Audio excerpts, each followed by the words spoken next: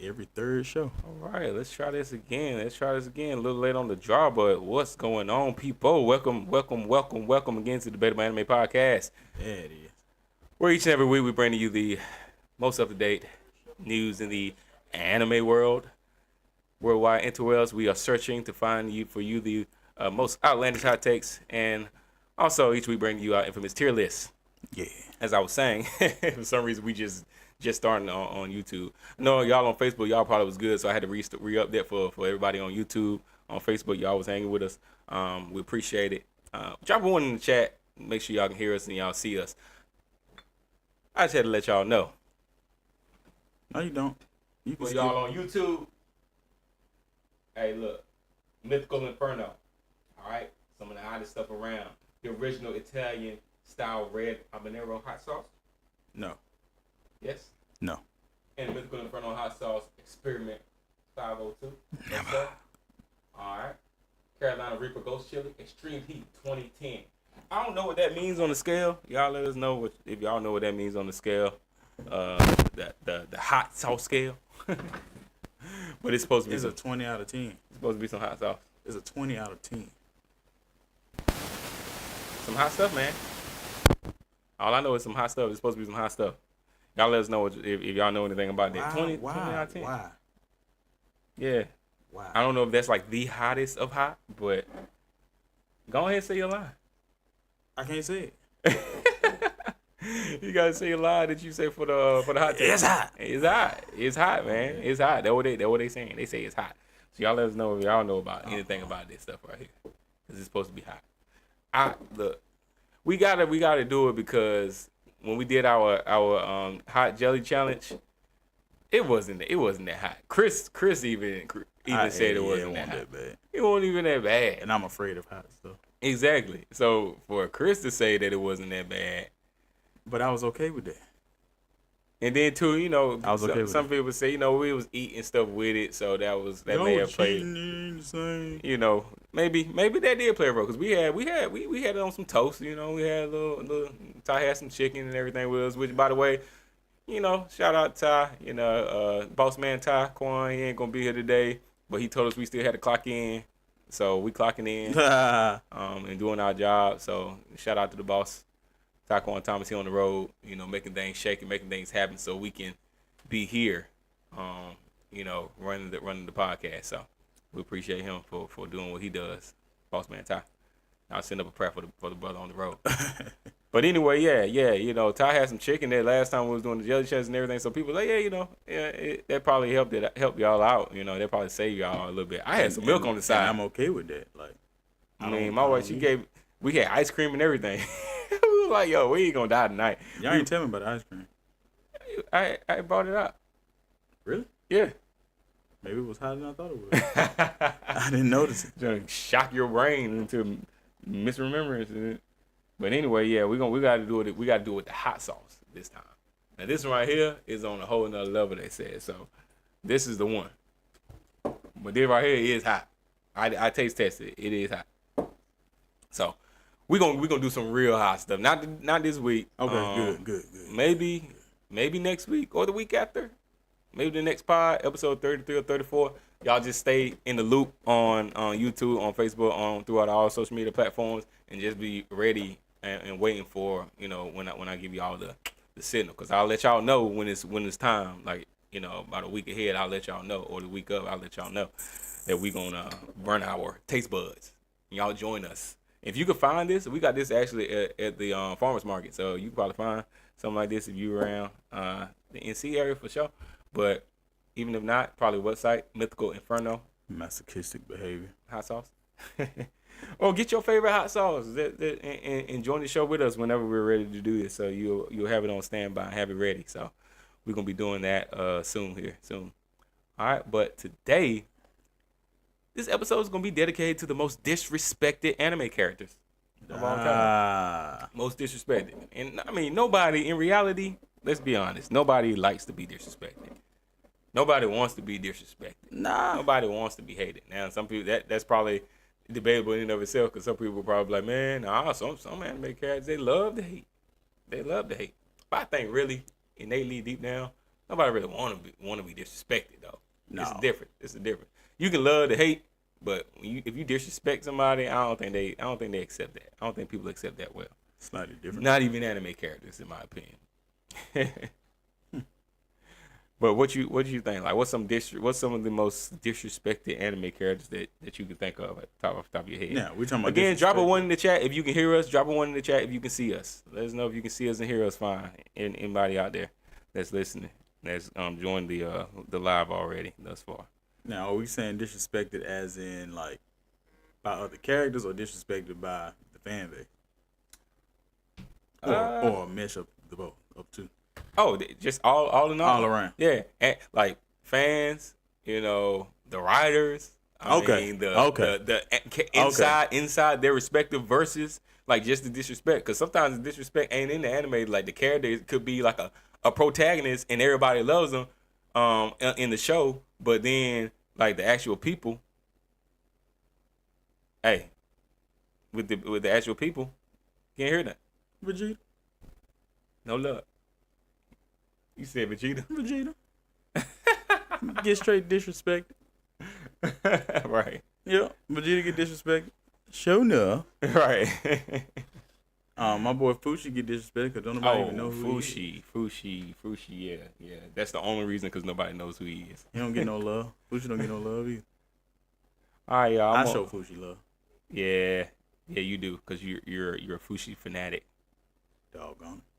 You're a Fushi fanatic. We're new to this. Show one in the chat. Love. Thanks. Say what? Said show my orb some love, man.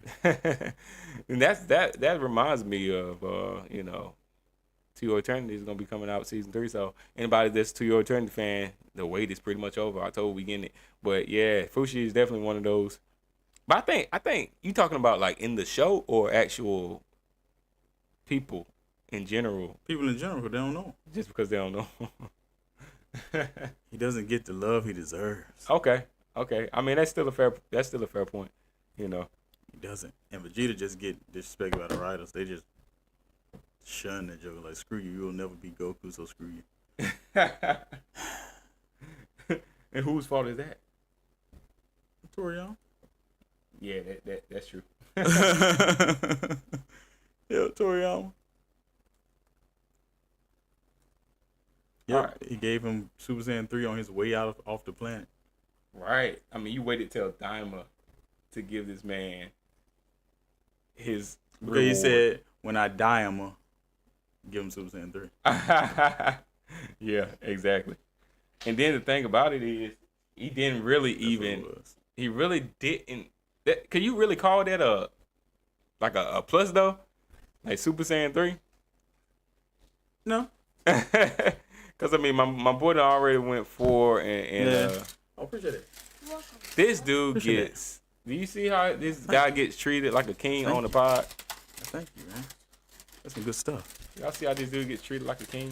That's some good stuff. That's messed up. Oh, did we go? Yes. Some good stuff. That's messed up. Gets treated like a king. It's the least they can do after I had to sit and watch that Gabby Cat movie today. Oh, did you really? Yeah, I did. Dang. Was it that bad? Yeah, it's Gabby Cat, so I mean, it wasn't that bad though. I mean, I heard Gabby Cat was like that. I guess. All the kids love Gabby Cat, right? I guess. I know my daughter loves them. So. I guess that's all the kids is. Yeah. That's the only one that's it was a lot of kids. It was a lot of kids in there though. That's the only one that matters to you. And then halfway through the movie, one little girl fell off the darn chair. It was like in the theater. She in the theater. It was a little girl. Like was she standing on the chair? She was like, she might have been like 3. Bro. And she was like crawling around on the theater chair. And she crawled too far forward. Should have sat that down. And all you saw was feet in the air and boom. Dang. I was like, yeah, get your child. But looks like the flow caught her first. Dang. So they falling up. I hope she enjoyed the movie up until that point. But yeah, I guess so. She was sitting there quietly, and then she started moving around too much, and she sat down after that though. She didn't move no more. All right, I'm gonna put this poll up. All right, and see what y'all think, so y'all can engage up in here. Y'all can engage up in here, even if you don't want to just say something in the chat. Anybody that's in here or ends up coming in, I'm gonna leave this poll up for a minute. Take Yamcha off. He deserves all the daggone hate he get. Who's been clowned the hardest in anime history? Yamcha, of course, from Dragon Ball Z. Usopp, One Piece, Bug the Clown, One Piece, Zenitsu from Demon Slayer. Who's been clowned the hardest in anime history? Usopp. I don't know though. Bro, Yamcha is like It's between Usopp and Yamcha. Yamcha is like an ongoing meme, like that in that fetal position where they just laying down. Yes. In that crater. 99. Laying there. Like, yeah. That is, to me, I don't know, they gotta be the worst in my opinion. That has like to be the biggest clown. And then but then I don't know, Usopp gets some hate. Who's been clowned the hardest? And you can argue that Buggy, being an actual clown, has been clowned the hardest. That can be an argument that can be made. But the sad part about it is, even with that fact being made, Yamcha and Usopp both still beat him. Dang. Like they both still. And that, my friends, is not debatable. Yeah, they do. I don't know, man. It might be. Yamcha has more time in that realm, though. Oh, yeah. That's the thing. Like, yeah, he's definitely been clown longer. He's been clown longer. Yeah, I gotta go with Yamcha on that one. And it's really because in Dragon Ball, I don't think it was that much to be able to climb over. I mean, the boy was. I don't know. I don't think it was that much to be able to climb over. I think what sealed his fate is that meme. I think that meme sealed his fate because that meme is like breaking the fourth wall. It's like, yeah, all right, in the show, you already weren't worth nothing. Yeah, you rock with Bowman back in the day, like in Dragon Ball. You had Bowman, like, okay, all right, cool, this or whatever. But then once Nappa and Vegeta came and the Cyberman, and then the meme was birthed. Aaron said Momo from One Piece. Momo from One Piece?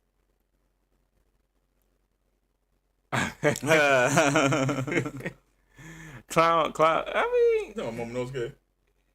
Is he talking about Momonosuke? Or are you talking about somebody else? That I don't know yet. I'm pretty sure it's got to be Momo. Okay. I mean, yeah, I think Usopp is definitely a bit, but yeah, still, I hate Momonosuke too. Yeah, I'm not a fan. I'm not a fan. Yeah, that's what we're talking about. I'm not a fan of Momonosuke, but it is a fact that he does get clowned. Yeah, for similar reasons as Usopp. Like, true. Usopp gets clowned because of like. But he like a mixture of Usopp and Sanji though.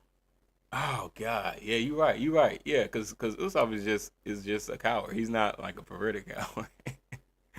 But well, bro, show everybody what you got on your plate. This is ridiculous. This dude over here, somebody loves this man because look what he got on his plate. Just a little something, man. Just hold up, just a little chicken and some these rice. These got full on and broccoli like and cheese and steak some fat turkey right? legs is what it look like on this plate. I ain't got no pterodactyl legs, no. Come on.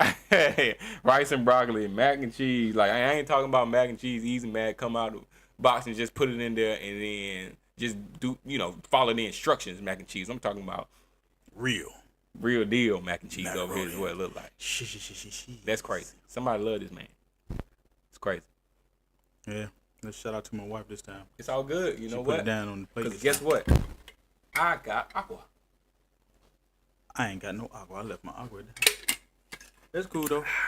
You got a sink. There's a God in heaven that loves me. You got a sink. I got a sink. I drink some water out there. Oh yeah. You can have that. Drink from the tap all you want, brother. We ain't living in the city out here, so our water is pure. Hey man, I know it's like spur of the moment. What? But if anybody want to call in, I give them my number. They can call my number, and then I can put them on my phone. This mother said he gonna give out his number. Yeah, I don't mind. You better go ahead, give out your address while you're at it. I ain't gonna do all that. So if anybody wants to call in, yeah, definitely we could drop a number. We can drop a number right here. Just let us know if you wanna call into the show. Then let us know. is make a comment in the chat or drop one in the chat, and we'll accommodate you. yeah, we'll accommodate you. So y'all can call in and let us know what y'all think about the most disrespectful. Grab the other mic and say you want to do it. Right, exactly. We don't even got the other mic set up right now, but if anybody would like to call in, let us know. But until then, let's get into the first half of second part of the show where we get into our anime news. So, and if y'all got some news that we miss, and that we don't report on right now, let us know in the chat. Yeah, let us know in the chat. We don't know everything. We may miss a few things, but we're only going over like big box office and franchise moves that are happening in the anime world right now. So there's definitely a lot of news that can be missed. Appreciate it. Marie with the save. Yes, sir. See? Yeah. So them wives be on it. That's what I'm talking about. She was like, oh, yeah. You got some food. You ain't got no water. You want some macaroni? I ain't got no food for you, but I got some water for you. Nice save, Marie. Huh? Want some macaroni? Nah, I'm good, man. All right, dog. I'm good. I'm all right. It's all good. Just water, ass, man. Water's the elixir of life. It is. The food, I can go without food, but that water, I need it. Need it.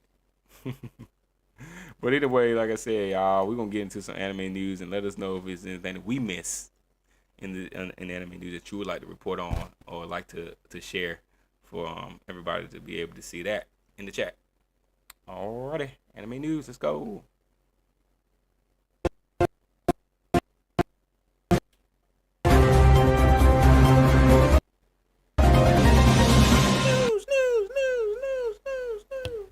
Alrighty, let's get into it. Big bosses and franchise moves. Of course, we would be failing at our jobs if we didn't report on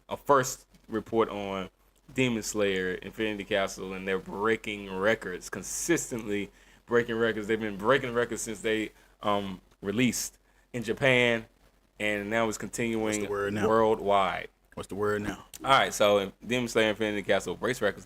This film is now the highest grossing anime film ever. Highest grossing anime movie ever. Boom. Right? Surpassing Mugen Train with global earnings of over 555 million. I think we're like up to like 570 almost. 570 million. All right. In North America alone, it had a historic debut weekend of 70 million, making it the biggest domestic opening for an anime film. That's crazy. Tanjiro doing his thing. Tanjiro's doing his thing, all right?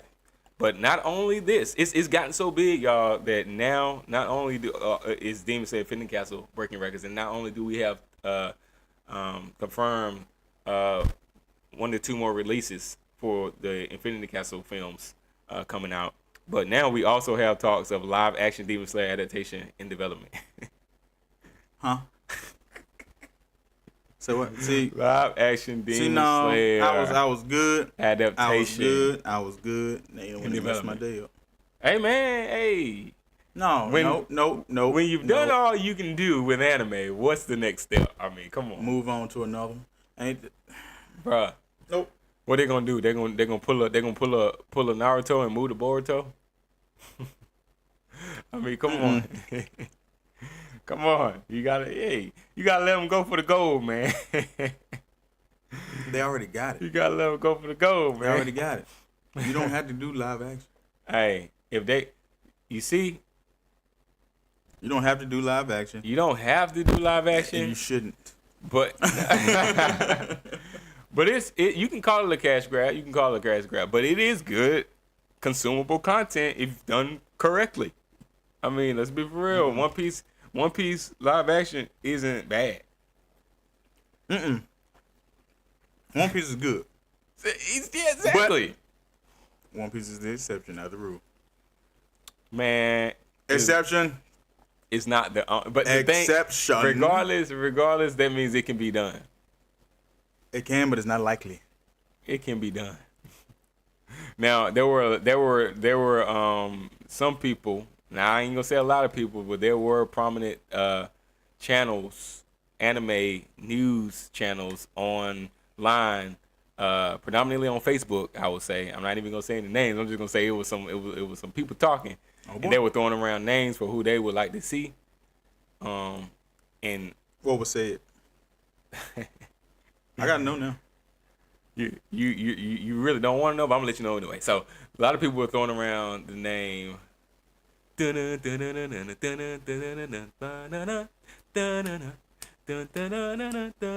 already know what the tune is. My favorite superhero. Who plays Spider-Man, man? Which one? The Toby? current, Toby? the current Spider-Man. We got another film coming out for him. Oh, that kid. I don't know his name. Tom Holland, man. Yeah, Tom Holland. I ain't like him.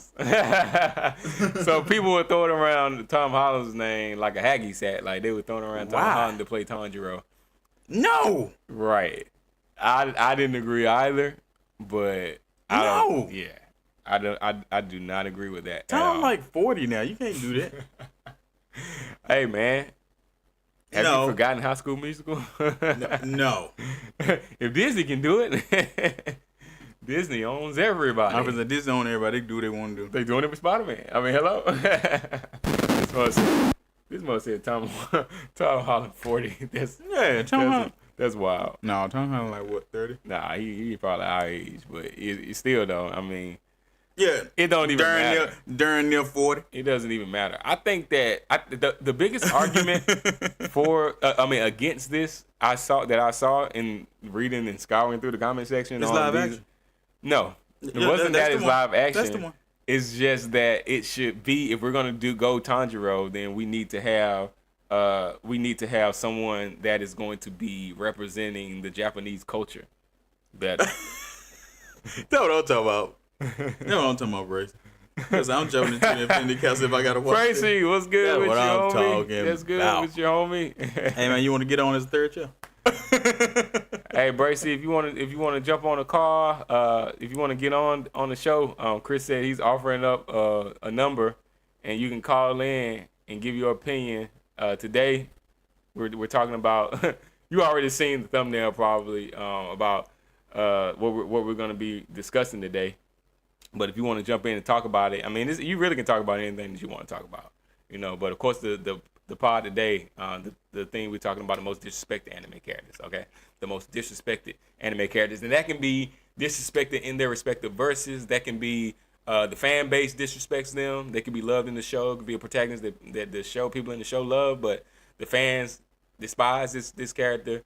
You know, you can call in and talk about it, you know.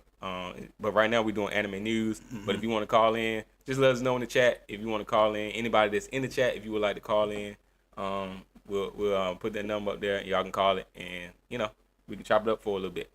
All right, but anyway, yeah, we're talking about the Demon Slayer Infinity Castle. We're getting some anime news here. Demon Slayer Infinity Castle has blown up so much so that they're talking about a live adaptation of Demon Slayer. Let me lose my appetite talking crazy. Hey man, I'm just saying, it's up there, man. It's out there for discussion.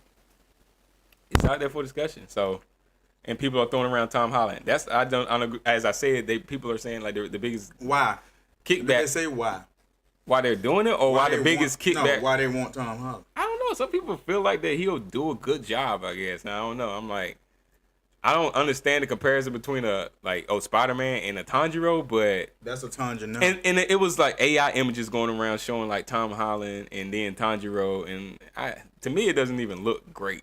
Like, but I'm like, I agree that we should probably because you think, and a big argument they were making is like, hey, this is like an era in Japan, like that is like heavily showing their culture. Like it's not a modern day Japan. No. Like Demon Slayer. No. It's not centered around modern day Japan. So it's really heavily influenced by their past culture. So it should be someone, if they're gonna do it, it should be someone that's from that culture. You know, so it should be basically someone that's Japanese. And need to hear you reading Blue Lock season 3. What? Oh snap! Did you? He said Yamaha. Is he still talking about? Is he talking about Yamcha? Oh, we talk about Yamcha? Yeah, Yamcha is a movie. Yeah, for sure. ADC2 says Momo is highly disrespected. That is true. I think for good reason, but it's a crybaby. Very, very much so. That's why I said similar reasons as Usopp. Yeah. Usopp is disrespected for his cowardice, and so is Momo. But Momo is also a freaking perverted dragon. So that's some more reason than why he's disrespected. Yeah. But anyway, I just think, man, if we're gonna do Demon Slayer, we gotta do it right. Like One Piece, that we got Zoro, we got a Japanese actor, at least one, Machinyu, right? He's like Zoro playing Zoro, so I'm like, we can do that, and he does a great job. Like, give Tanjiro, let him be Japanese. Like, why not? Yeah. Why not? If you're gonna do it, and they're gonna do it if they're gonna do it. That's the thing. So if I have to even watch a preview with a live action Tanjiro on screen, I'd rather see somebody from their culture than seeing freaking Spider-Man, someone who I closely associate with Spider-Man, who's heavily associated with Spider-Man, running around the screen with a sword in their hand, screaming, "Hiko Kami Kagura!" But the scary thing about it though, in the climate we in, he'll end up highly melanated. Ooh. Redheads. Frightening. Yeah, I don't, bruh. No, that would be Black Tanjiro. Yes, sir. Black Tanjiro with Black. A fro. Tanjiro Black. Ghost in the Shell all over again, right, Bracy?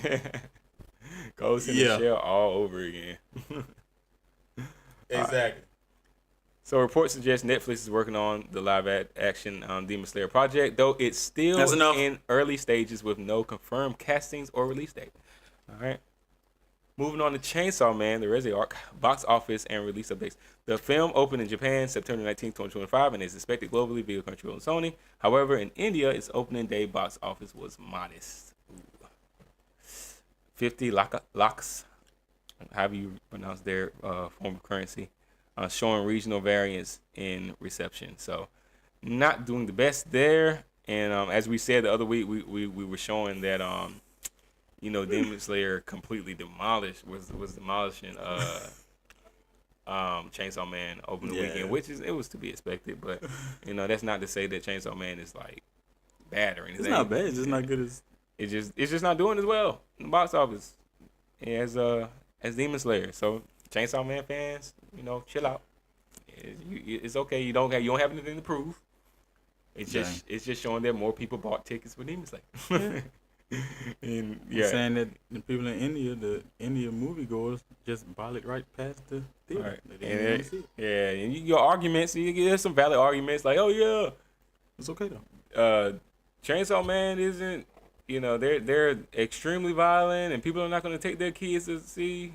And my thing there was, I was like, okay, Demon Slayer is not a walk in the park either. They're not afraid to show decapitations and blood.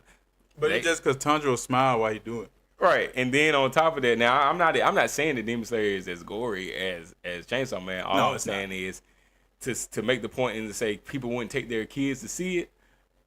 I beg to differ, because as many children as I saw in that Demon Slayer showing, I'm like, I'm pretty sure parents would take their kid.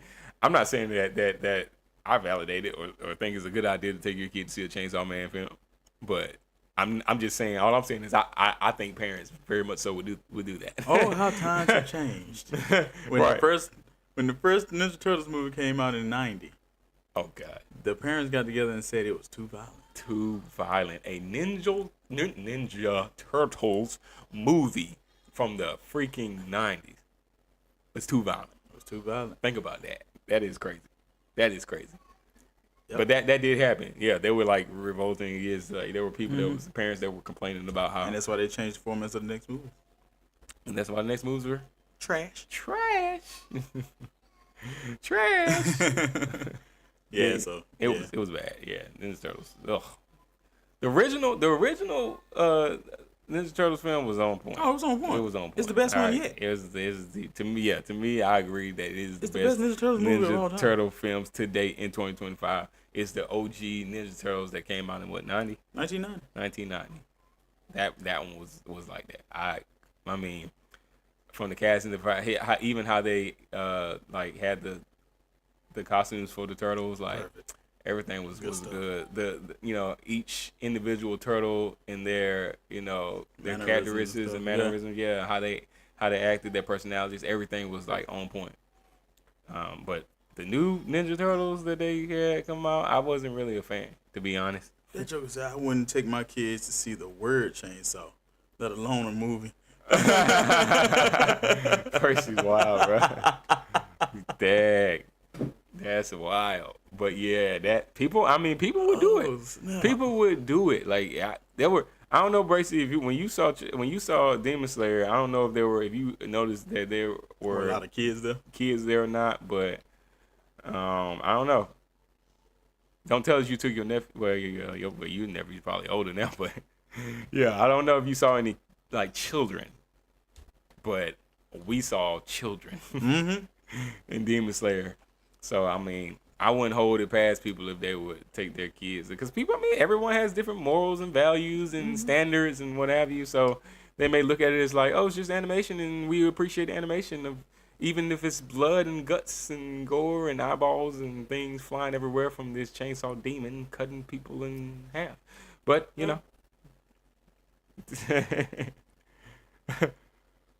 I'm seated for Makima. Yeah, Makima. Yeah, Miss Makima. Yeah, we going to see Makima.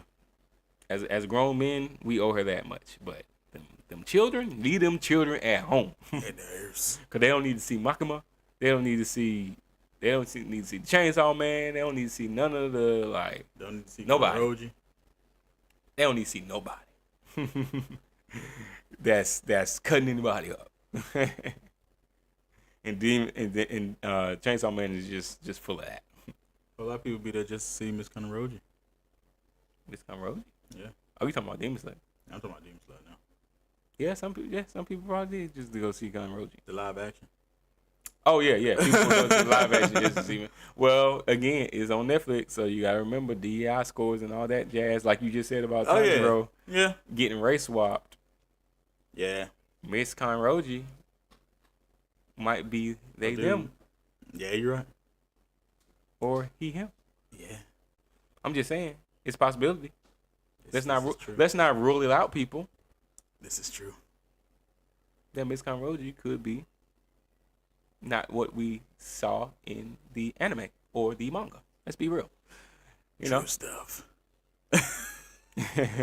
This is true. All right, let's move on to new series and seasonal lineup. So Crunchyroll announces fall 2025 lineup. The fall season includes new simulcast and returning series. I know some of the returning series off my head that I am excited for. Is of course, Gotcha Kuda's here is continuing. We got Spy Family season 3. I'm ready for Spy Family season 3. Not as excited about My Hero Academia, the final arc, but I'm still gonna watch it. It's gonna be the best arc. Why would you say that? Because it's ending. That's funny. That is funny. Yeah, that is funny. Good one. That was a good one. I got to get that one to you. But yeah, it is ending. But I don't know. I after the last season, we talked about this quite a bit. But the last season really didn't. How it ended didn't do it much for me. I'm still good with Deku and how things are going with Deku and Shigaraki. But All Might, I'm about done with All Might now. After the whole Batman transformation and the Batman / Iron Man thing he had going on, I wasn't all with that, but I'm still gonna see it till the end. Yeah. Bracy Johnson said 8-year-old kid watching Denji chainsaw his 50th victim in half. Oh man, yeah. And he says My Hero Shippuden. Bruh, no. No. No longer academia, right? We ain't dealing with the academics anymore. No. Oh man, yeah. It's crazy. But it's it's not it. But I'm gonna watch it. And like I said, Spy Family season 3. I'm ready for that. Gonna be on some TGIF vibes, like the end of a long work week. Thank God it's finished. Oh, that's messed up. He's full of them tonight. People. He is full of them tonight. But also, like we were just saying earlier, To Your Eternity season 3. Show my dropping this fall. So I'm excited to see them come back. Because for a time I didn't think that To Your Eternity was going to get a season 3 in the anime. I really didn't. Me neither. I thought they were going to be done after season 2. Because of course the way it ended, it was just like, oh, this probably they just probably gonna end it right here. They could have. Yeah, they could have ended it, and people probably would have been like, man, they could have done so much more with the story, which is true. But after revealed after season 2, I'm like, it took a lot of the hit out of it for me. What, the reveal at the end? Yeah. Yeah, and that's why I said it shows you that there is definitely more to Fushi's story. Oh yeah. But do we need to see it adapted into an anime again? Like, I don't know. Like, that's the arguable point that some people will make to say, like, nah, they ended where they just let it be. Just let it be. Part of me feels that sentiment. I understand it. I'm like, I'm afraid of where they're gonna go with it. Right. Honestly, I'm excited to see it, but I'm afraid because I'm like, what they did to the second season, I'm like, it's like they took the wind out of my sails with the show. It's like, why would you tell me that? Yeah. Like, why would you tell me that? Yeah. Why did you do that to me? Like, that should have been later on. If you're gonna run in the third season, why didn't you just wait? Chad, we talking about To Your Eternity right now. We talking about different anime that are coming out this fall and right now. So To Your Eternity season 3 is one of those anime, and we're just talking about like if you even wanted a season 3, and if you haven't seen To Your Eternity, it is a good watch. Oh, yeah. In my opinion, season 2 fell off a little bit. Second half of season 2. Second half of season 2. It fell off a little bit, but I just think that the season 3. Many people think that there may not even be a need for season 3. Just let it stay where it is, and so it could still be some love in my heart because I'm afraid of where it's going to go. Now, me personally, when I watched the trailer for the season 3 drop, I was a bit underwhelmed, but I'm also understanding of what To Your Eternity is about since I've watched it. So you when you watch a trailer like To Your Eternity, don't expect a lot of flashiness, right? What would you rate To Your Eternity? Say what? He said, what would you rate To Your Eternity? What would you rate To Your Eternity, Bracy? To Your Eternity is my favorite anime. Like, legit. Which is wild to me, but I mean, I respect it. I ain't gonna lie, because the anime is a good anime. But because of how it's different. How it pulled on the emotion. And I like they lose that after the end of season 2. Right. But if it's just emotion, like those specific emotions, what emotions specifically are you referring to? Like the feels, like, oh yeah, just the feels, because when it hits you, it hits you hard, right? And it hits you hard almost every episode. It does. And then just to see Fushi, who's not a human, become more human and become the most humanized being in the daggone series is like, that's crazy. Just to see the transformation that he goes through, and see how him dealing with different people and how they interact with him and how he learns from them and what he learns from each person and what he takes from them and how he takes them and takes a piece of them on through his life, his overly extended life. And how he uses their memory and how he, like, it's a beautiful thing. Yeah, it is, and I agree with that to an extent. It's just that when you're talking about your favorite anime, and the reason that it is because of like the feels in every episode is pretty much, it tug on those feels, and then it fell off at a certain point. Mm-hmm. That's what you're saying, but then it's like, what about an anime? What about a shorter anime that tugs on the feels, like a Takapi's Original Sin, right? Or something of that nature. Like, it's shorter, it tugs on the feel. We've talked about it before, and it does tug on the feels every episode. Yeah. How does does it beat out To Your Eternity? Or is it just because To Your Eternity has those other elements that are like, I think To Your Eternity beats them out because it's like, it has more time in. You got more time to learn Fushi. You have more time to get to know the people that he gets to know. And you feel his emotion because it's like I got to feel it for him because he don't know how to feel it. That's true. He don't know how to feel it. He don't know what he's feeling. I know what you're feeling because I'm feeling it, and I can explain it. Up front, he doesn't know what he's feeling. Yeah, up front, yeah, but later on he does, and you see it. Yeah, they do a good job of showing his humanity. Right. Even though he's not a human. Yeah, but you see it. Yeah, with every interaction he has. True. So he ends up being like a Tanjiro. What you mean as far as his personality? Yeah. How it forms, how it shapes out? Yeah. He's just overly compassionate and sensitive type, well, not sensitive, but overly compassionate to a fault. Yeah. Sensitive too, because like it could, because depending on if he had met different people, he would have turned out different. Right. He would have turned out totally different. It just depends on who he meets. Right, yeah, at that time. All right, Bracy Johnson, he says, I need to see Fushi eat Starbucks and Chipotle. That's the reason I'm watching, because I just got to have it. I need to see Fushi eating Starbucks, Chipotle, and, eating some, what is it, boba tea or something, drinking some boba tea or something. See, and I was down with the time period. The time period that it was in, the old age, it was like, tribes and stuff. The prehistoric, then it go to like medieval, then tribalism and stuff. It's good stuff. Yeah.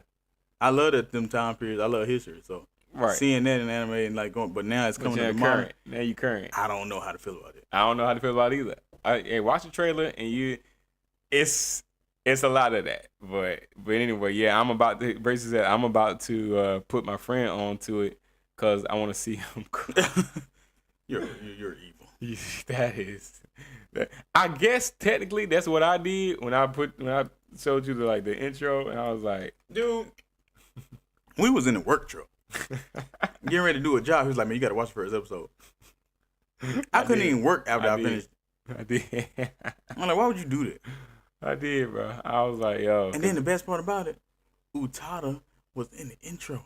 Utada performed the OP, yeah, for sure. Pink Blood that's a good song. It was a banger, man. It was a banger. Yeah. And they kept the same song for the second season. I was like, thank you. See, that's what I'm saying. Right. That's what Don should have done. They shouldn't have changed the intro. That's what Don should have done. They shouldn't have changed the intro. Should have kept Otonoke for season 2. And season 3, hello, they need to keep Utada and Pink Blood as the intro. Good God. This mother said we're going to keep this 5-year-old song. Show enough. And why change something that ain't broke? It ain't broke, don't fix it. Hey, it might be broken. It ain't broke. It ain't broke. Utada like 60 years old now. Utada still Utada. No, they don't have to re-perform the song again though. Yeah, they can't just reuse the same. But I highly doubt they're gonna do that. So they won't. Yeah, I'm pretty sure they're not gonna do that. I know that information might be out there as well. If y'all know what song they're using for the OP for To Eternity season 3 already, let us know in the chat. I don't care. It better still be Utada. Yeah, I wouldn't be mad if it was still Utada though. For real, she was a legend in the game, so I wouldn't be mad. Hearing Utada voice on a good day just makes my day better. So I ain't mad at that take. Don't watch her videos from the 90s or the early 2000s. Watch them, why not? They creepy. No creepier than the king of pop. Hey man, it was a simpler time. You said what? I said, yeah, it was a simpler time. It was definitely a simpler time. Give you Lisa for the over. Oh Jesus. She ain't better than Utada, dude. Oh yeah. No. Utada got it. Utada got it. Utada did Kingdom Hearts. I don't care what nobody say. Right. She did Simple and Clean. It don't beat that. I'm sorry. It don't. I mean, you talking about Kingdom Hearts back early Disney for Utada. Like it, we were in our prime as children. I was 12. Hearing the angelic voice of Utada Hikaru playing Kingdom Hearts, seeing the Disney and Final Fantasy world meld together and collide. I'm just saying, you gotta come hard to beat that. And at least I ain't mad at her. She do her thing. Yeah, she do. Yeah, she do her thing. Like she ain't Utada. She's not Utada. It just is what it is. She ain't Utada. Yeah, and she got some bangers out there. Yeah. Just saying. Osan, Disillusion. She got some bangers out there. Fate series. She does, but it just ain't on Utada's level. Like the history. We got some history with Utada. Oh yeah. Been some long, lonely nights with Utada. Don't say it like that. Hey man, I'm just saying. Take it how you want to take it, but Utada's been on the playlist. Oh yeah. 100%. Like Utada been on the playlist Still is. through good and bad times. Oh yeah. Yeah, but Lisa is like running the gamut these days. Mm-hmm. She is really running the gamut. People love her because she got some bangers. I mean, oh yeah, it is what it is. All right, on some more anime news. But those are just some of the anime that's dropping this fall that I'm excited for. Y'all let us know in chat any anime for the fall that y'all 2025 fall lineup that y'all are excited for. Yep. If you don't know, like I just told y'all, Crunchyroll has announced their lineup, so go check it out. All right, some more news. Dust Beyond the End of the World premieres.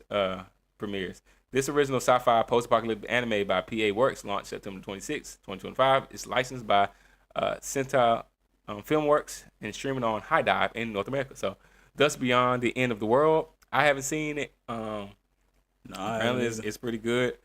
So if you're into like sci-fi, post-apocalyptic type, stuff, I would recommend Dust Beyond the End of the World, according to other people. But I can really recommend you because I've seen it. Got Yakuda.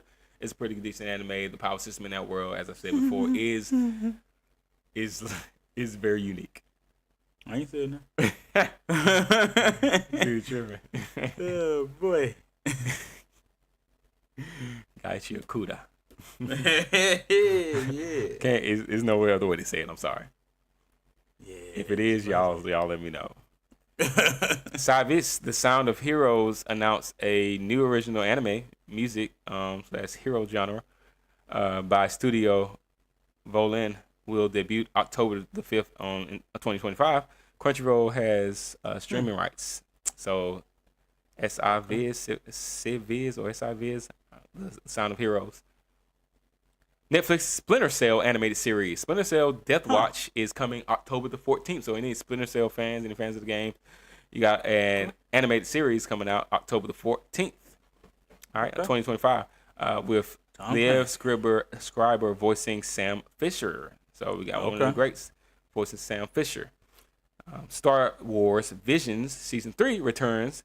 The anthology anime series returns October 29th, 2025 with 9 new shorts. Nice. So anybody into Star Wars, we're getting some more animated Star Wars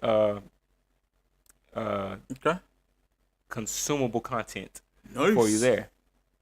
All right, some more news, upcoming and noteworthy films. The Last Blossom, all right? Last Blossom, if anybody's heard of that, a new anime film by Clap Studio set for Japanese theaters October the 10th, 2025. So anybody that's heard about that, let us know if it's going to be worth to watch. If you have any content that you know of concerning The Last Blossom, that's going to be releasing on October the 10th in Japan, let us know. What's this studio tagline? Catch that. Really? Clap. I'm just saying.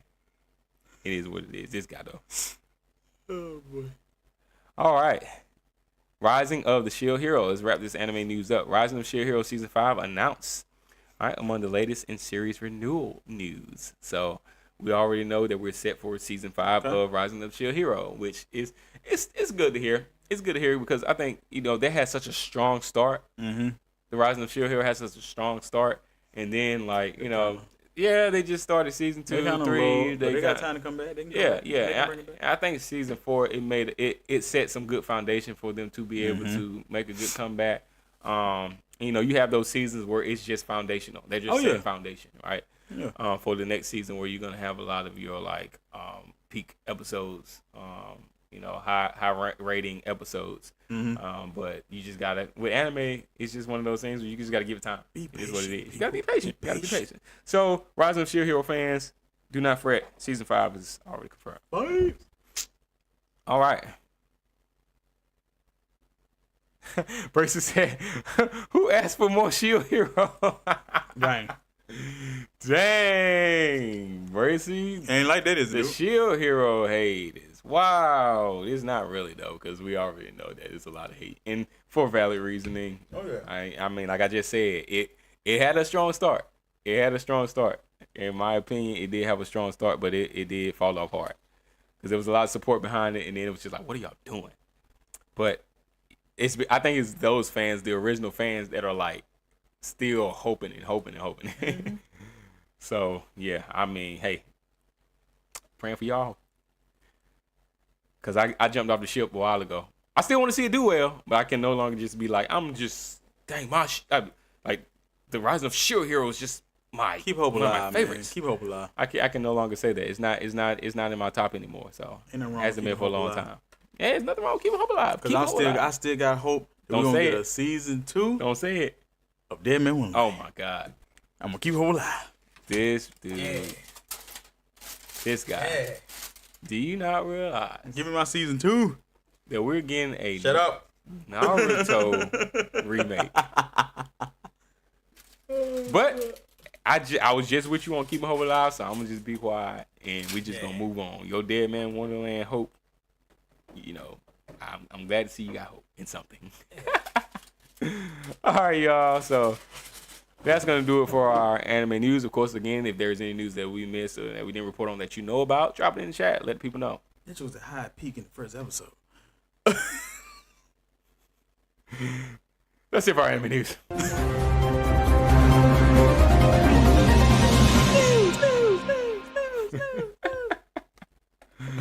Right?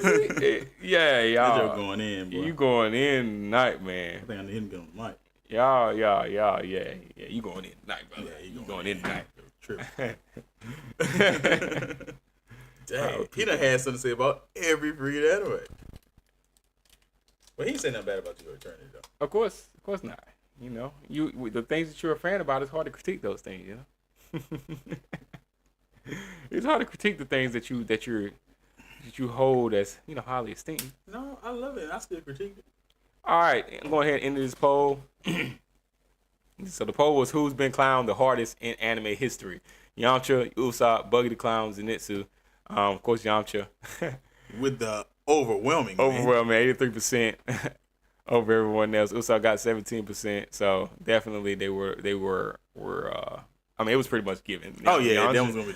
I told you after that meme, after Yamcha became a meme, it was pretty much it sealed his fate. You know, for getting clowned for all eternity. Just landing that crater.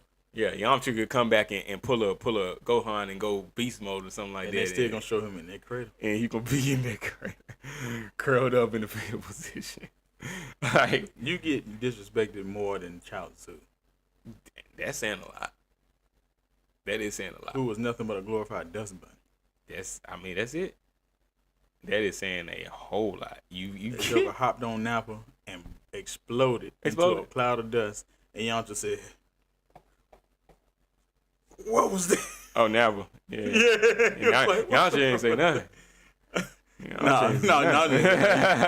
He just laid there. Nappa was like, yeah, like, what was that? Like,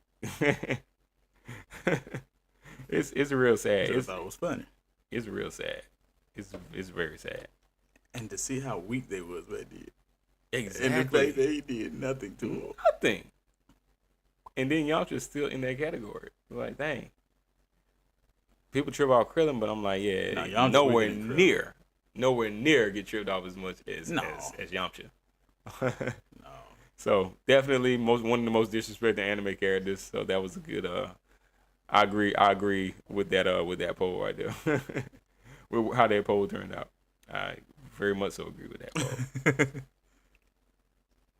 All right. So since we don't have a drop for today, as I stated when we first started the pod, Technicalities. we don't have a drop today for the World of Good. Well, again, we have a drop for the Good War World. If you don't know, go ahead and give a little bit about the World of Good Boy since we don't actually have a drop. Just give them a quick rundown. Anybody that's new coming in, Chris is working on a book.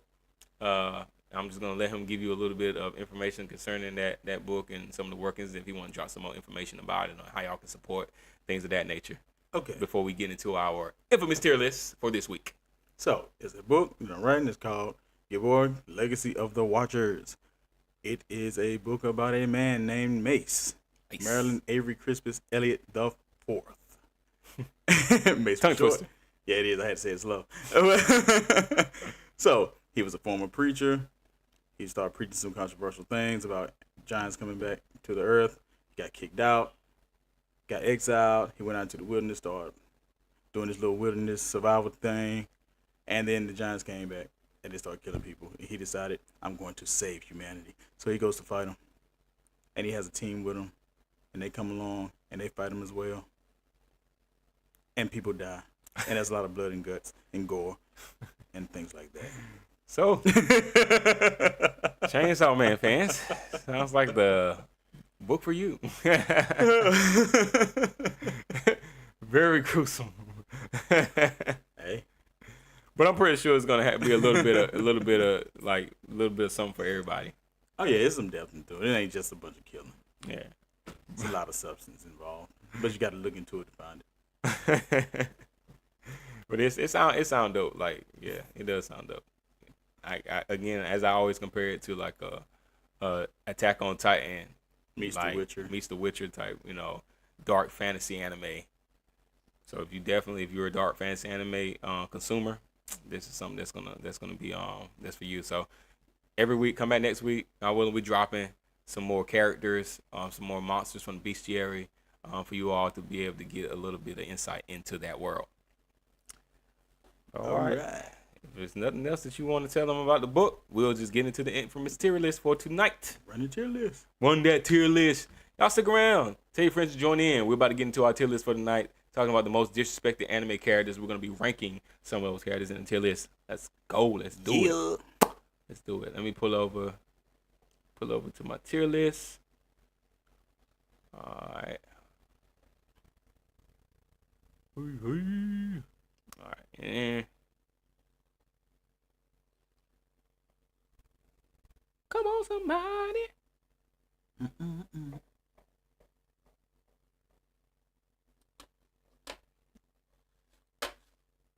Oh, my mouse is. Nani? All right, y'all. Yeah. All right. Bruh. Okay, so today the tier list is gonna be looking like this, y'all. We got S tier. They deserve better. They deserve better. This is the top tier right here. We know that these anime characters are anime characters that they get hate, but but they deserve better, all right? They deserve better. They shouldn't be disrespected the way they're disrespected. All right, unfairly treated. They could probably like carry the show, right? They can carry the team, they can carry the show, but they get disrespected. False pretenses, all right? Oh yeah. Constant L's, but it's not their fault. All right. A tier is they stay getting clown. We just talked about some anime characters that get clown, all right? Your Yamchas, all right, your Zenitsus, all right, your Usopps, but they still getting clown, but they're always the punchline. They get treated like pretty much like a joke. B tier is these anime characters. There's no respect on their names, right? They should get more love, but they don't get a lot of love. And of course, we're gonna bring back our infamous D tier trash bag booty juice tier for tonight, for y'all, for our lowest tier. And this is just the tier where it's like, hey, we get it. We get why you get clown. You earn every L. It's deserved. You earn every L that you get. All right, that's just the anime characters that are gonna be going on this list. This week we stacking. We can stack. All right, we only got 5 tiers, and we can stack as many anime characters as we can in each one of these tiers. There's only 15. We're gonna do 15 anime characters. All right, for the night. So y'all help us rank these anime characters from S to D tier. All right, let's go. Let's get into it. All right, so see our first one up on the chopping block. First on the chopping block. What the hell you say? All right, first on the chopping block. Let's start with a well-known, since we've talked about him. We ain't gonna wait till the end to get him. We're gonna go ahead and get him out of the way tonight. The long nose, constantly doubted. Usopp. Usopp.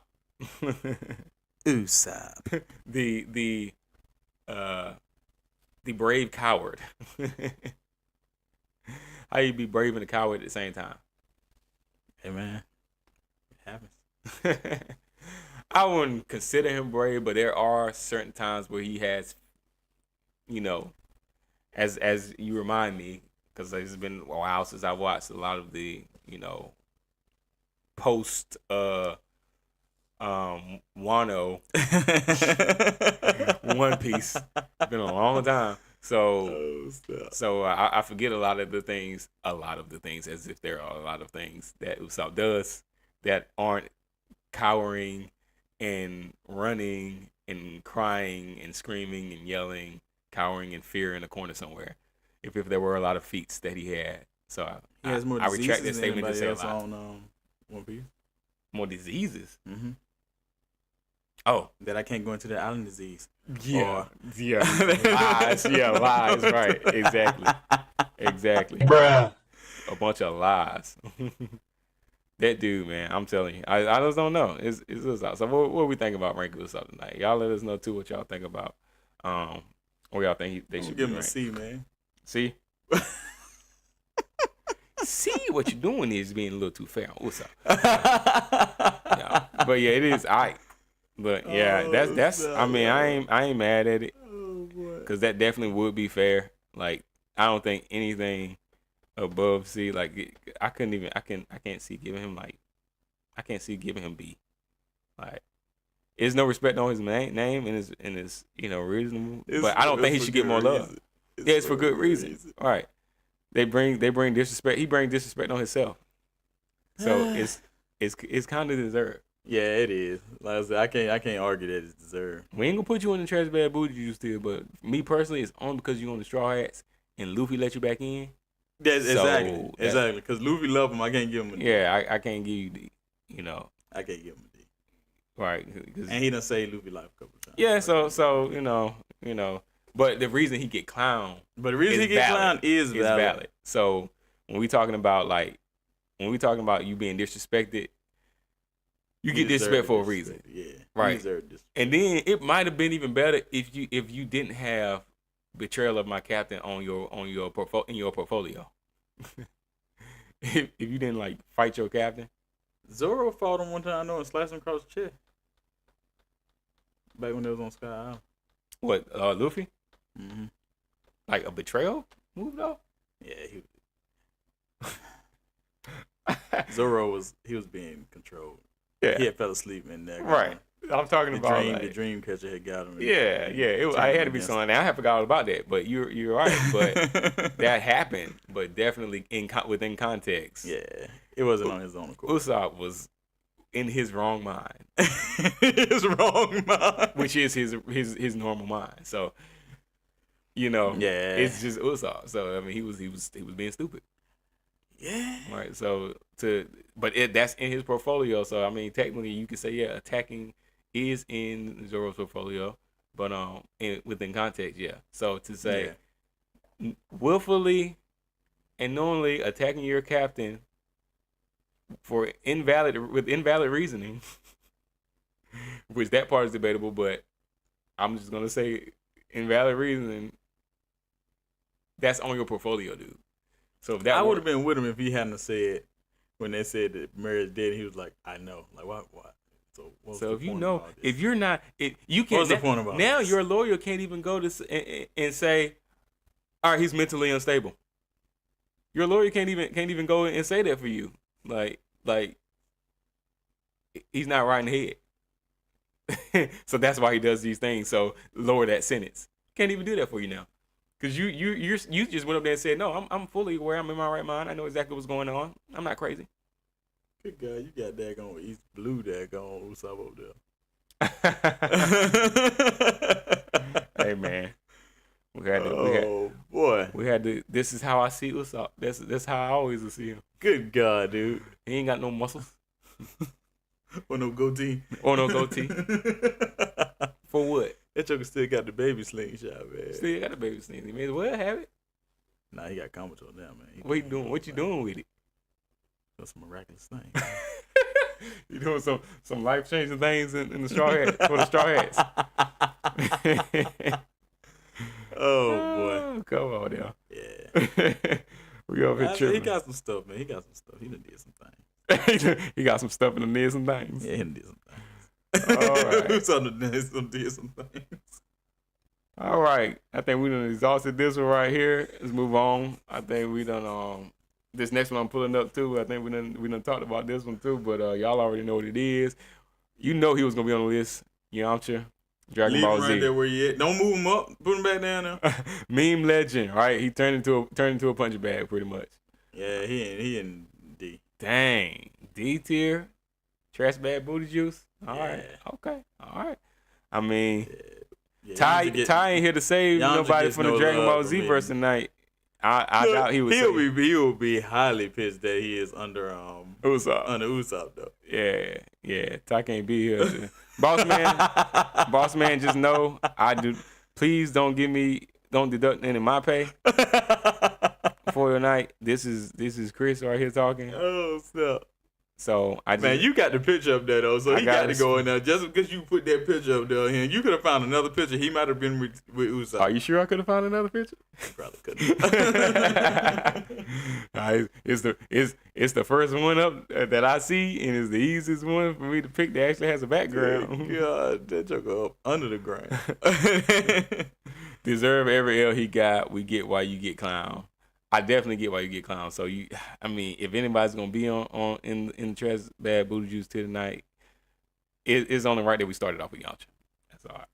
That's all I'm saying. Now if Ty was here, Usopp would be right there with him. Oh yeah. He probably would have fought for him to be. He would have fought for him to be there. Me and him would have still been going back and forth about right. Usopp. Right. Definitely still would have been going back and forth about Usopp and how he needed to be. In the trash bag. In the trash, right? Yeah, because the only reason I would put Usopp down there is because he part of the Straw Hats crew still to this day because Luffy let him back on the squad. Like that's the only reason that he didn't make the same mistake again. He didn't betray him no more. Were you waiting the story? As far as I know. I said, far as I know. Oh, okay. I'm in Zoe, so I don't know. He's in Zoe. I'm so in Zoe, he still so got I don't Whole know. Cake. He still got Wano. Yeah. He still got Egghead. Yeah. A lot can happen. A lot can happen. So a lot can happen. Yamcha, like we throwing him in the deep. We throw him in the trash quick tonight. Usually we be like dodging. I guess I'm saying though, of us here. It's Usopp and it's Yamcha. Yeah, I did start off pretty hard that time. I usually kind of save some of them. Both of them belong at the bottom. Anybody that want to come in and debate that, let us know. Because right now, Usopp and Yamcha are dragging the bottom of this tier list right now, and it's so heavy they dragging this thing down. Like Yamcha and Usopp. Got them out of the way quick. And remember, y'all, we ranking these characters as far as them being the most disrespected anime characters, right? These are the tiers represent the level of disrespect. All right, let's move on. Let's see who we got next. Is that Armin? Yeah, we're gonna be ranking Armin Arlert. All right, the overlooked strategist. He might need to be in Dago. Armin Arlert. He might need to be in Dago trash bag because that joker said Dang. he told his own body that he hated. Oh yeah, well yeah. That joker said that he did a whole monologue telling his body how he hated and how he don't never do what he need him to do when he need to do it. All right, was it before he got fried or after? I always spell him. I think that was after. Yeah, I don't know. He always hard on himself. He's definitely always hard on himself. But you brought up the point before that it's like he is strategist. His strategic mind is kind of what saved. It is. Putting everything in effect is kind of what has saved humanity. It is on multiple occasions. But he was a successor to everyone for a reason. But it's still, but ain't no respect on his name. Though. There's no respect on his name. Like, I put him at B. Yeah, he I put him at B because. And then I think he got more hate after everyone died, and they gave him the mantle. I don't think people respected him enough for him to do that. For him to be the new Erwin. The only reason they gave him to him because Aaron insisted that they give it to him. Oh yeah. Oh, hold up. What was Levi at the time? I don't even think he was there, but yeah, Aaron did. Yeah, he did insist, right? Mm-hmm. Yeah, he did insist, and I think that was just kind of like a last move. Just move like, yeah, I see potential in this kid, but he's not ready. But I'm gonna be going out in a blaze of glory anyway, or something. So you know what? That Take guy it, right I ain't gonna be here, so I can look like the good guy. And Yeager, he wanted him because that's his friend. Yeah. So give it to him. Damn right. So he can live. Exactly. And that joker was like, "Why'd you give it to me?" The freaking colossal titan. I'm like, out of all people, So he was ready to die. and I mean, it's debatable. Some say he should have. Oh, he did. That joker got straight cooked. Oh yeah, he literally got cooked. And it was broiled. not even like metaphorically speaking. He literally got fried. Fried on the straight frying pan of hatred. Broiled. In disrespect, he got fried. That boy got cooked. Yep. So yeah, he definitely ain't flash enough to be like, you know, somebody that it's even you can't. It's hard to argue the hate that he gets. It's hard to even argue for him, you know, because of the hate that he does get. Yeah, he don't get no respect. Like I said, I give him the benefit because he's smart his strategist, like you said. Yeah, and that's he always got the best, everybody's best interest at heart. But yeah, but even when you look at how everything ends in AOT, and it's like, okay, so Aaron Yeager was pretty much pulling the strings this whole time. It's like does his strategic, you know, influence, is that really that much of a feat? That, to me, it kind of takes away from that feat for him. You know, from that. Well, I don't think it take away from that because it's still his own mind. It's still his own mind, but it's like, in the grand scheme of things, like Aaron's already. How much influence did Aaron have on you for you to even be the strategist that you are, and even be in the positions and in the rooms with the people to actually make things shake, move and shake? Like, would you even be? You can be smart all day, but if nobody don't know your name, then you just that kid from the you know, from the projects, and you ain't making nothing happen. But just like, are you only there because Aaron wanted you to be there in the first place? And has to like boot, you know, I don't know. It's not that, again, not to say that he's not intelligent on his own. It's his mind, like you said, agreed. But the things that you were able to, the feats that you were able to accomplish, it's like Aaron pretty much took the pawn, put him in a position adjacent from the king to put him in check. It's like, no, you can't really do that move on the chessboard. You can only move one space at a time in chess with the pawn. But Aaron comes and takes him and puts him adjacent from the king, and it's like, check. And it's like, nah, you have the ability to make that, to put the king in check because you're here, but you're only here because a cheap move was made. You know what I'm saying? So it's like, I don't know. But regardless, the disrespect on his, that's why I can say, okay, the disrespect that comes, I can't, like, it's hard for me to defend Armin with the points that are made against Armin, you know, about him not being ready to or not being the best successor for everyone. See, Armin kind of like Usopp, though. He down his own self. Yeah, and that's one of those. He douses his own flame. Like, you could be better than you are. Yeah. If you just had a little confidence. Now, Yamcha got all the confidence in the world, but he just sucks. That's why he down there at the bottom in his little crater. Right. that's why he down there. Bracy says, Armin, the biggest influence on Aaron. The biggest influence on Aaron? He the biggest influence on Aaron before Aaron touched the daggone. Yeah, the founding titan. Yeah, because then it's like. And came full circle. Yeah, it's like, is he really influencing it? Aaron, or is Aaron influencing him? Right. But I think that version of him, before he touched the founder, yeah, it's like two different people. They ain't the same. It ain't the same. They're not the same person. Yeah, I mean that's arguable. Yeah, that's arguable. It's not the same person. The founding titan is the founding titan. Yeah, he ceased to be Aaron Yeager.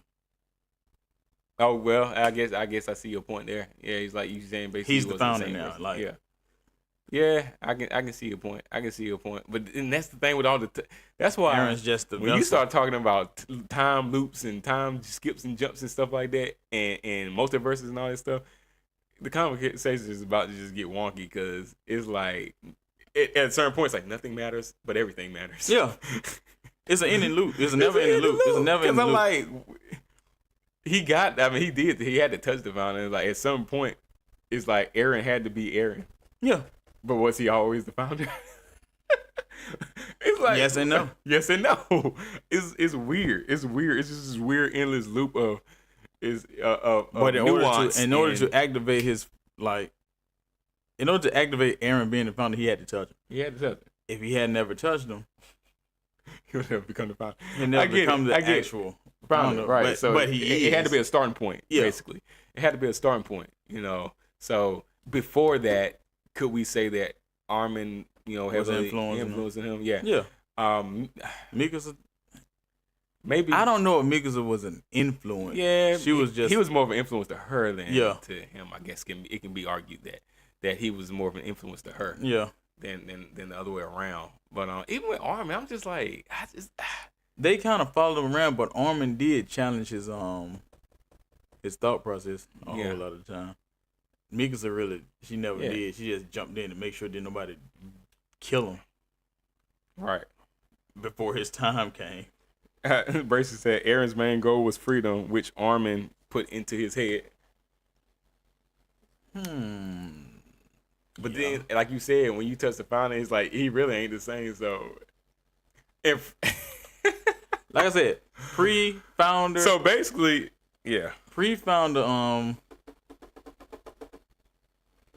So basically, what you saying, Bracy, is if it weren't for Armin, he would have never touched. If it wasn't, so it's Armin's fault that 80% of the population is destroyed. It's basically the argument that you're making.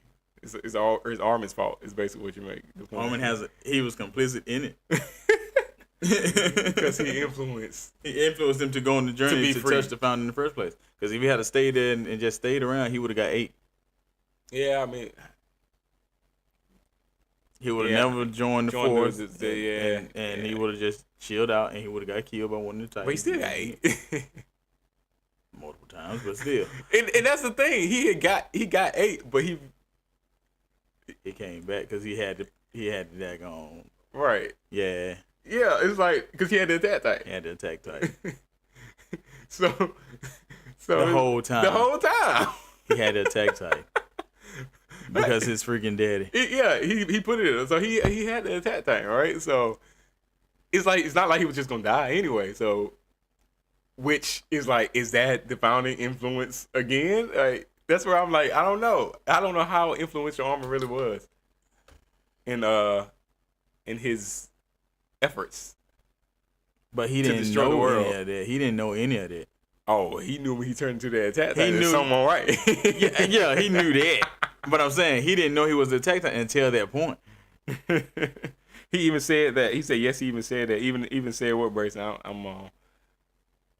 that Armin influenced. That Armin influenced him.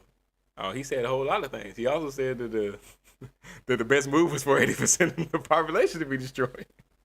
I agree. You agree? So you would have been a dead nigga. Yeah. And you would have been okay with that. I would have had to be, and I couldn't do nothing about it. Hey, your opinion still matters.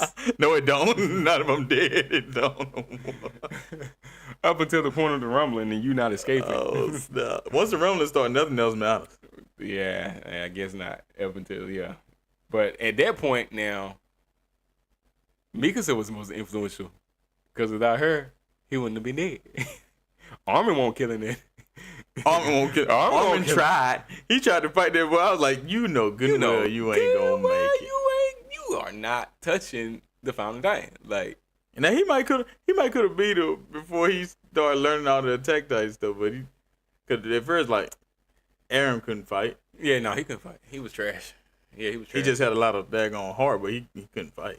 Yeah, he was trash. But he still would have beat Armin though. Yeah. Because Armin's just he's a wimpy kid with a brain.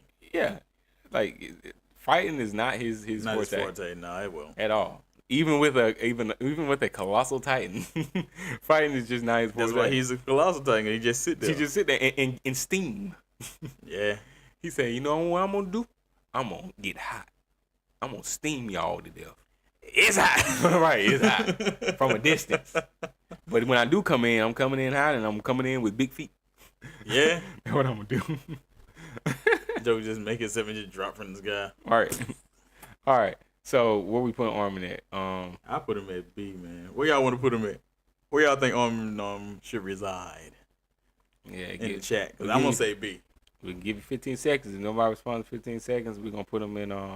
You said C? I said B. B? Yeah. Stay getting clown. No, always a punchline. Treat it like a joke. Pretty much treat it like a joke. Not saying it's deserving, but it is a fact. Mm-hmm. All right. Or no respect on his name. Should get more love, but doesn't. I would say B. Yeah, I'm putting him at B. Yeah, I would say B. So we're gonna put him in B. Give y'all Did I say B or was I saying C? I was saying B one. Oh, you might say B. I thought you said A. No, I ain't say A. Okay. B. All right, good. We in agreement. All right, we're in agreement. Bray said he literally a nuclear bomb. So was what was it Barrett? What was the dude day before they had it? I think it was Barrett. Barrett something, whatever. He was also. Look how that turned out for him. Yeah, they had about the same personality. Yeah. All right. Going in B. All right, Armin.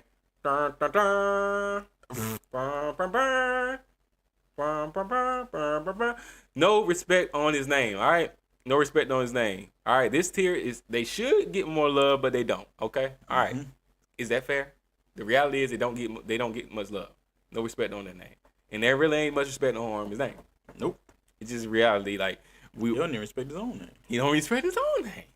Like even the people around him in the show, I don't think really fully be acknowledging. They don't boost him up.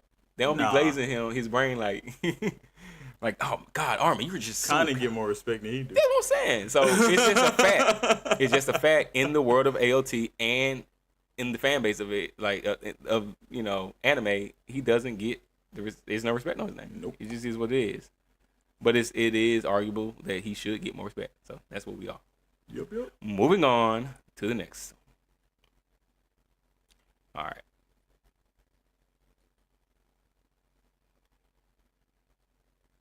All right. Let's go to the Naruto verse. Big three. Sakura Haruno. What we got for Sakura?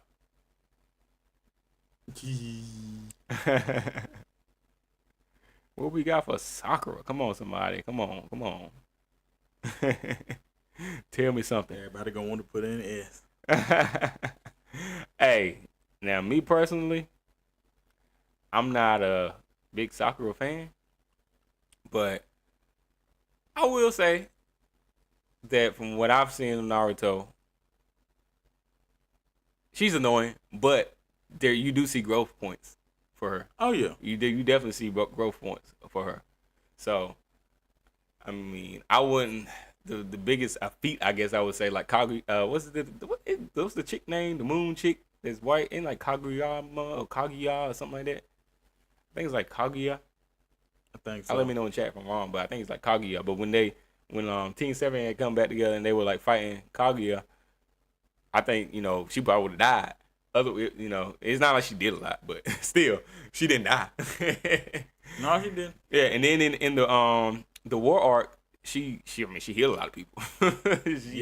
She did heal a lot of people. A lot of people would have been dead if it weren't for her. So I mean, it's in the beginning, like OG Naruto, she couldn't do none of that. Like she wouldn't have been able to do any of that.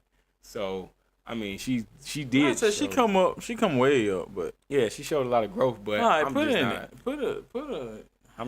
just not a big fan of hers. What's A again? Hold on real quick. Yeah, so A. Yeah. A is stay getting clown. Yeah, A is they stay getting clown. They always getting treated like a joke. They always the punchline. B, no respect on the name. They should get more love, but don't. C kind of deserve it. You know, they bring the disrespect on their own name. Of course, Trash Bad Boo Juice here. I don't think she belong down there. Nah. It's either gonna be they deserve, but either S or B. Yeah, S is unfairly treated, carried the show, or or constant L's, but not their fault. Oh, it's her fault because she always chases freaking Sasuke. Right? Yeah, and that's my thing. It's like she has never lived that down. Like she down there with Army. With Army. Yeah. Yeah. B. Yeah. No respect on her name. Should get more love, but doesn't. Yeah, put it in B. Yeah. Yeah. I'll be good with that. And I would, No, Tower has something to say about that. But. Oh yeah. Me personally, I'm not a big proponent of her, but I would even give her some C quality energy.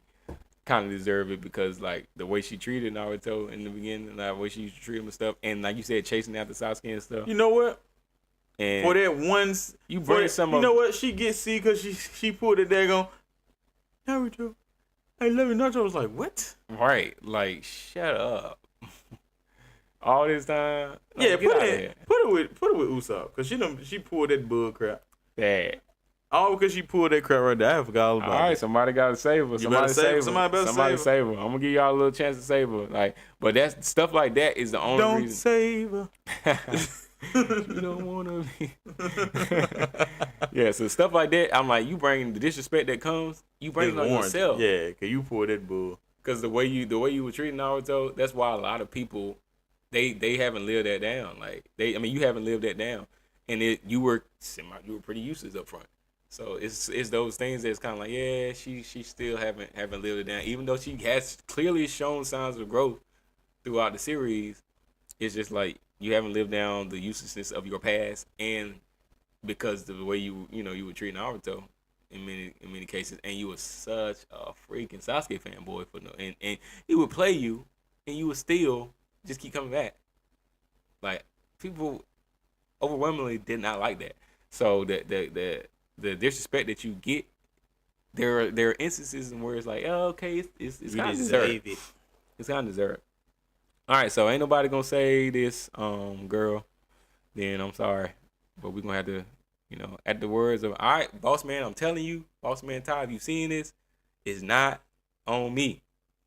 Okay, I'm just the progenitor of the tier list and the characters that we I'm just doing the research and presenting the information as it stands. Nah, Chris banging the gavel down over here. Nah, put it where she is. Just keep where she is. Okay, so he don't want to get no pay cut either, boss man. Nah. So we gonna keep her where she is. No respect on her name. She'll get more love, but doesn't. All right, that's just one of those realities. This is a safe space. B is pretty much a safe space. Because I'm going by what she done in the end. It's like, yeah. I mean, at first she grew a little bit from there, but that Naruto, I love you, bull crap. Oh yeah, that right there. It's messed up. That can get you some booty juice till there. Doing some he said they can get you some booty juice till right now. Doing some stuff like that. You ain't had to do that. You ain't had to do that. That one ain't warranted. You ain't even had to go there. That man didn't deserve that. He didn't deserve that. Doing that man like that. All right, let's move on to the next one. Let's go to the One Punch Man verse, y'all. Let's move on to the One Punch Man verse. We were ranking the most anime characters that are the most disrespected anime characters in the anime verse. We got 15 of them. We're ranking them in these 5 different tiers, S through D. Let's move on. We're on our 5th. All right, so let's do Moomin Rider, One Punch Man. All right, the man that is too real for this world of One Punch Man. He is too real. We want to talk about a Yamcha. We want to talk about a Krillin. These jokers ain't real. Even a Dr. Stone or something. These jokers ain't real. Moomin Rider, he's a real dude. He's just a man on a bike with a dream. You feel me? He is a man on a bike with a dream, y'all. Oh, snap. Man got pure heart, right? And despite 0 powers, I'm talking about I can't throw a key blast. I ain't got no crazy mental capacity like a Senku or something like that. I ain't got nothing. But I'm still fighting and jumping into these crazy attacks because of my heart, right?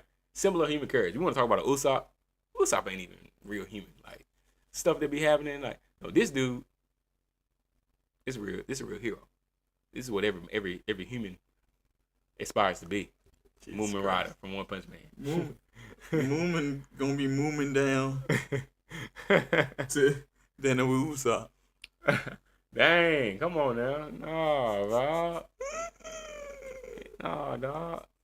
Now and to be fair, I think he's not the character that will be hated by the fans as much, but more so just his verse. Yeah, because he gets in the way. He just in the way. He ain't doing that. Yeah, and he gets destroyed. Yeah. Yeah, he be getting destroyed. Like, no wins, no strength feats. Of course, Saitama comes in and, like, gives him the shine one time, like, so everybody thinks that he defeats a monster. But it's like, yeah, in your verse, you really, like, you're just a joke. Way. Yeah. But you treat it like a joke by the hero community. The lowest rank and everything, so. You're what Saitama is really supposed to be. You say what? He's what Saitama really is supposed to be. What do you mean? As far as like Saitama became a hero by working out. Yeah, true. There's no way that could happen. Oh yeah, I got you. He would really end up being. Yeah, this guy. That's who he really supposed to be. Yeah. The bicycle warrior. The bicycle warrior. Moomin Rider. But yeah, I just think, I don't know. I think in the yeah, I don't know. I can't put him in the trash, man. No, I ain't putting him in the trash. Oh, okay. I said down there with Usopp. Oh, down there with Usopp. And it's kind of like you wouldn't be hated so much if you just stay out the way. Yeah, and then too, you can't do nothing. Stay out the way. Even when you think about, Trash Bad Boo Juice tier, it says, it's basically like a tier where it says like you deserve every L. But it's like you don't really deserve it. But yes, you do. But you gonna get it. You can't, and you're gonna get the L. So when you go out there and you lose, you deserve it. But because of his heart, he don't really deserve it. No, yes, he do. He got the heart of a true hero, so he deserved to win every time. But he just don't got the capability. He just doesn't have the gift. But he got the heart. This dude like All Might without All For One. And All Might should have said his butt down. If Moomin Rider was in My Hero Academia, Deku we wouldn't even know Deku's name because Moomin Rider would have been the one that inherited One For All. But too bad he ain't in My Hero. He's in One Punch Man. I know, man. He's in One Punch Man. So kind of deserve it. They bring some of the disrespect on themselves. Okay. You done sat there and made that joke a case for going Indeed now. So you Indeed? Wait. No, man. I'm just saying. Like he doesn't deserve it. Like D is he deserves it. But he do because he know I'm gonna lose. He like I know I'm gonna lose, but I'm gonna fight him anyway. He doesn't deserve it. And then I'm gonna waste all this time of winning. That doesn't mean he deserves it. You're right. Just thought about it. He was like, yeah, because I didn't deserve to get thrown in trash cans in school either. It just happened that I couldn't fight back. Anybody ever threw me in no trash can? Yeah, we just threw you down heels. That was wrong. That was wrong. Yeah, screw y'all, man. It was wrong, man. I said it was wrong. We get away from y'all, man. It wasn't your fault. You weren't fast enough. It was not your fault. But I didn't go trying to fight y'all. Then I tried to get away. We were some mean kids. And we were just playing, but it was wrong. It was wrong. I publicly apologize to you. 20 plus years later, we were so wrong to you for running and anything that I ever did, I was wrong. Oh, shoot. I apologize to you. I'm looking in your eyes and apologize because I was wrong. I ain't even joking. I was wrong. I probably didn't apologize before, but for real, in public, I was wrong. Anything I ever did to you that you remember that I don't remember and I don't forgot, remember none until you say something about it. Well, for right now, because we talking about Moomin Rider, it made me think about backpacks and how we used to run and take your backpack and sling you down the hill. Y'all was too fat to get away. He couldn't get away. It was wrong, man. We dirty. It's cool. Demetrius, if you watching not there, we deserve to get rumbled. 80%. 80%. We a part of the 80%.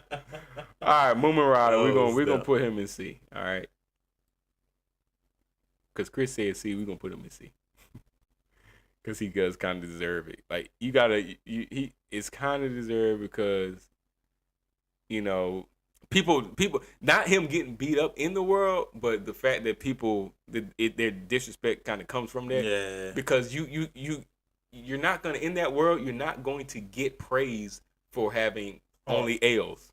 You don't get praise for heart. Like, you owing 100, dude. You keep trying though. You ain't got no wins under your belt.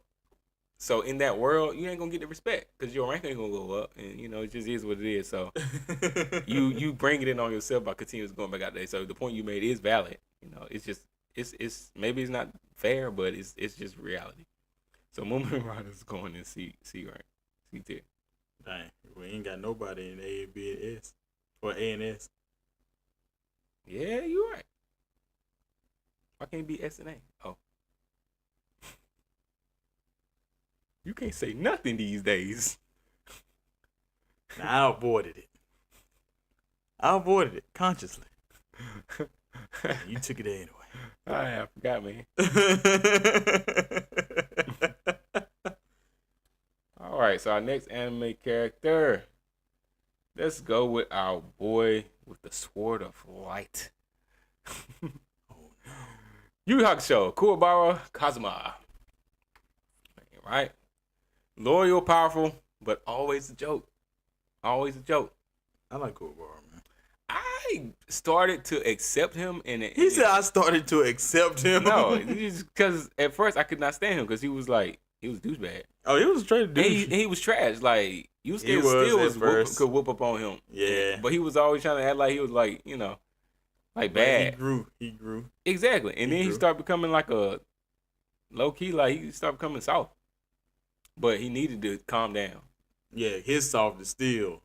Yeah, he's still like kind of, out there over the top, but and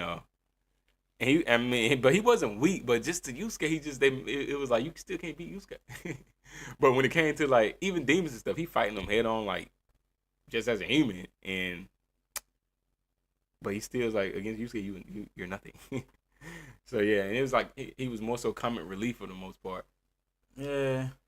Just one of those characters. So he still fall in that Vegeta category. Yeah, but more, he's not a coward, but he's just sometimes he give off Usopp vibes, where it's like you're the comic relief character, like with the Straw Hats. Usopp is like a comic relief character. Yeah, where it's like no, you got real grit, you got potential, but you a comic relief character. So Kuwabara kind of fell in that category where it's like, no, we've seen you fight, like we've seen you actually take on demons. As like, you got the potential to be like that, but you fall into the comic relief category because you ain't really doing nothing. And so obviously he get overshadowed by Hiei and Yusuke and the boys like that. So I like Kuwabara. So yeah, so he just end up getting reduced to, like you said, Vegeta, like a sidekick or something. You get kind of reduced to that role, or at least that's how it's viewed from a lot of people, a lot of viewers. It becomes like, oh, I think Kuwabara deserved better than what he got. Oh, so we're gonna get our first S tier. You just trying to put somebody in S tier. But I'm not putting him in S. I'll put him in A. Always a punchline, or treat it like a joke. Yeah, stay getting clown. Yeah, he do get clown. That's a reality. So. Yeah, but he better than the clowning he get. Yeah. So he's not to the point where he probably be the guy to carry the show or anything like that, and all your L's ain't your fault. You ain't that level yet. So that's S tier where it's like, no, they your fault because you gonna bite off more than you can. Right. Yeah, you said whether it's through you talking too much or whether it's from you just sticking your chest out there when you need to be hiding behind. He ain't Yusuke. Yeah. Let Yusuke go out there. Right. You don't need to be talking right now, dude. Just shut your mouth and sit back. Be a Usopp. Maybe you should probably run. Run away! God, bro.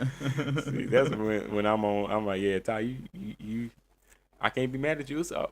Takes when I think about those things. Cause he literally will scream, "Run away! Run away!" Yeah, and like I said, I'm an egghead, and I'm still just like, you still running away. I'm still looking at Uso like,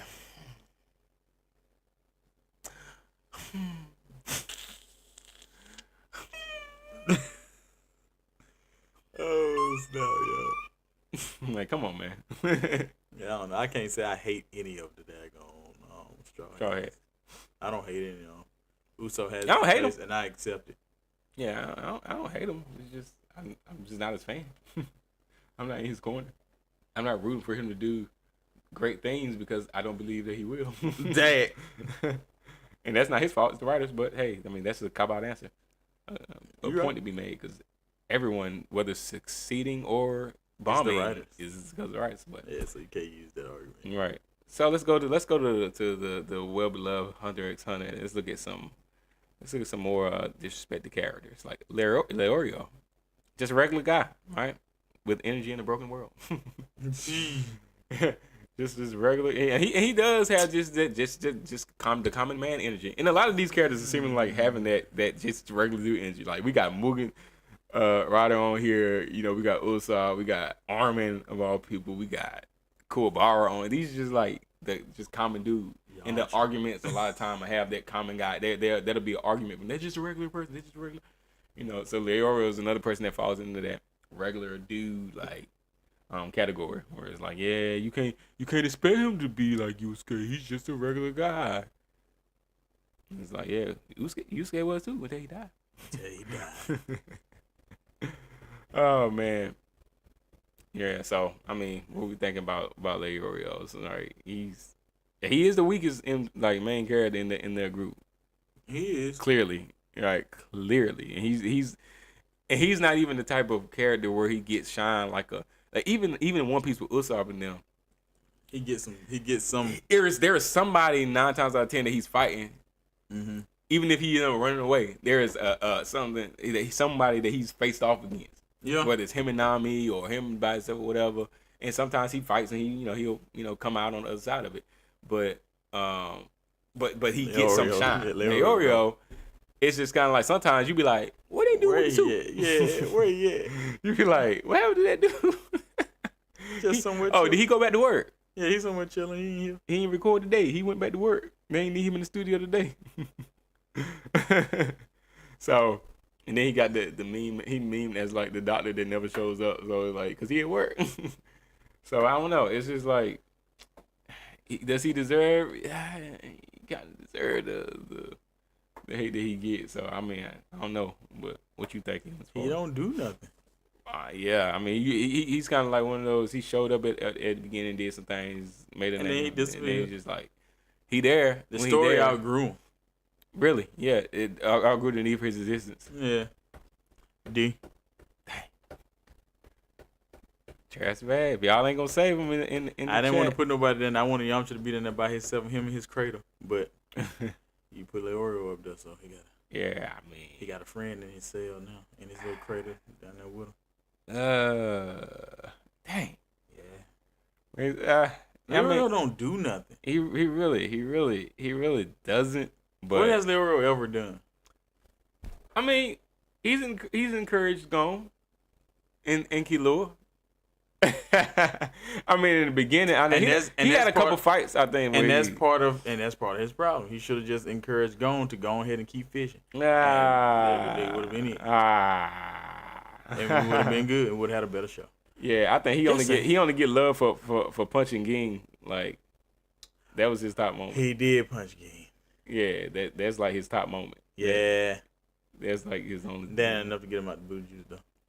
Dang, man. I don't want to. If I'm not sending Sakura to her depths for saying she love Naruto, all right. I'm not gonna get him out the depths. We're gonna throw him in the trash. All right. For punching Ging. If nobody's gonna get him out in the chat, we're gonna go ahead and put him down there. So Ging head and put him in the blue juice. All right, Leorio. I'm sorry, man, but you gotta go. You gotta go. That means you earned every L, man. You earned every L, and it's he earned them because he ain't do nothing. He ain't really doing nothing. Yeah, and his focus isn't really to become a hunter for like power to grow or anything like that. He's just trying to get money to help his friend or something like that. So it's like you got another goal. So when you do he world, he can meet his goal by going to work. It's hard out there, man. Oh, don't I know it? He need a lot of money. Yeah, you right. Best way to do that was to become a hunter and go through the hunter exams and all that. But anyway, yeah, I mean, if he wasn't doing that, then yeah, you wouldn't be catching these L's like you do. So if you go to work, you ain't gotta worry about dying. If I die, that defeat the purpose of me trying to become a hunter in the first place. I gotta live to become a hunter. I gotta live. I can't be a dead hunter, so take it from Robin. Oh God. You gotta say it with your whole chest. Yeah, you do. I gotta live. I like Robin better with the bangs, man. With the cowboy hat? She had to have a cowboy hat. Nah, the cow, you can lose the cowboy hat, but the bangs was good. Yeah, It's all Sunday had the cowboy hat. I want to live. Yeah. But that right there, that was legit right there. What? Just heard in his lobby. Oh yeah. That was like my favorite version of Robin. Yeah, in his lobby. Yeah. She still had the weird eyes back then, but the weird eyes. Her eyes look weird back then. The weird eyes. So yo, thank God for better artistic. Yeah, but I still like the better. That version of it I like that better. Yeah, I can see that. When it came back, I was like, it's more like Nami now. It's more like Nami. She looks like Nami. Why are you looking like a? All right, let's move on. Yeah, I know, right? All right, Zenitsu. I got Suma. Demon Slayer. Let's go. Let's get it.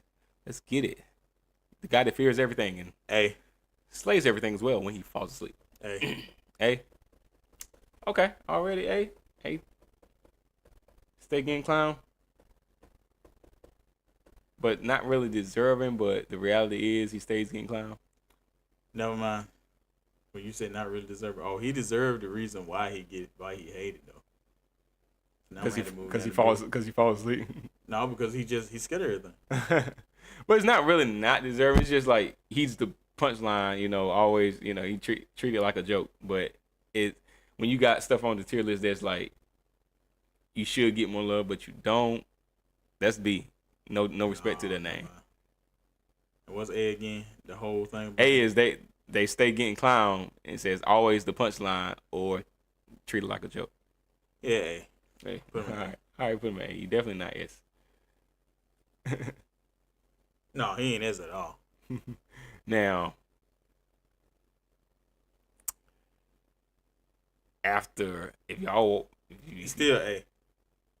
I'm just saying, going forward after that, it could depend on what he do. Yeah, that's exactly what he do with it, because he could revert right back. Exactly. But if he stay where if he stay where he is now, it's a whole different story. So y'all gotta check out Infinity Castle for your boy if you're a fan. So that's all I'm gonna say. But after that, if he keeps that mindset and keep going forward like that, then he might move on to S tier where it's like, hey, you deserve better than if you still getting unfair treatment like that. You deserve better because now you actually putting the work in for real. And even if you catch an L here and there and people still clowning you, hey, you deserve better than getting clowned. But after Infinity Castle, I think he's garnered more fans for sure. Oh yeah, but the fact that he doesn't have to be. Right, so I think you can garner some more fans. His fan base just increased tenfold. Oh yeah. All right, let's move on to the next. Move on to the next. All right, let's look at somebody that has sticky fingers. Shinji Ikari. No, you didn't. The man criticized for being human. No, you didn't. He said, "I'm just a man, and I just boy becoming a man, just trying to figure it out. And Daddy doesn't love me. And he's just a human. Now he's a human." No. Hey man, he did what he did, dog. He deserved better from the writers. Yeah, from the writers. Yeah. Oh boy. Wow. He was forced into a freaking war at 14 years old. He was. All right, but but the thing is, like, people just like and I'm like, yeah, you will be whiny in week 2 probably if you were forced into a war at 14 years old into giant mecha humans that like that can destroy the entire universe.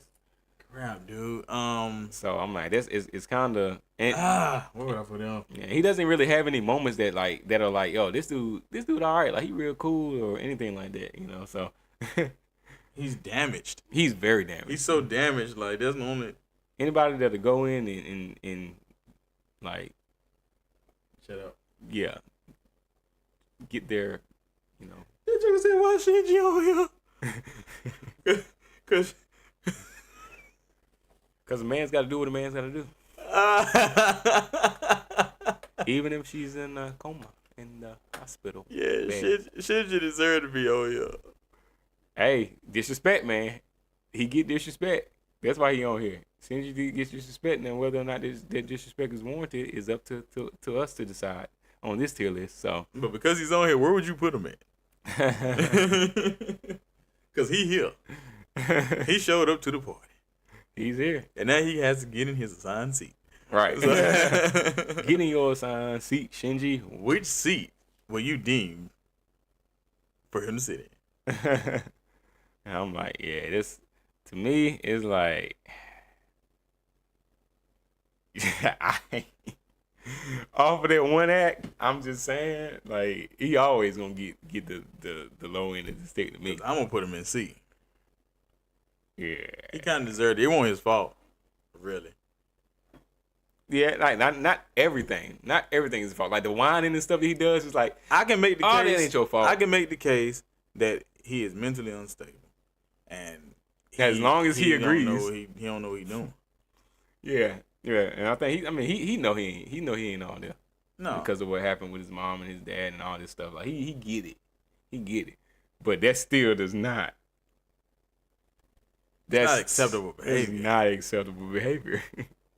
What he did is not acceptable behavior. So for that, if that one event was the only thing that he was hated for, then I probably would throw him in D. Because then you earn what people hate you for. But he gets disrespect for what he did to Akaza, whatever her name, I can't remember old girl name. What he did to her in the hospital. He gets disrespect for that, but he also gets disrespect for all the whining that he does. He gets disrespect for for him just clocking out at times. But all that is because of his mental instability, obviously, and because of his trauma and what happened to him as a child. Yeah. So because of that, that's not his fault. So you can't. So that wouldn't throw him in the D tier. Like what's for B again? B. Oh, B. No respect on his name. He should get more love, but he doesn't. That's B.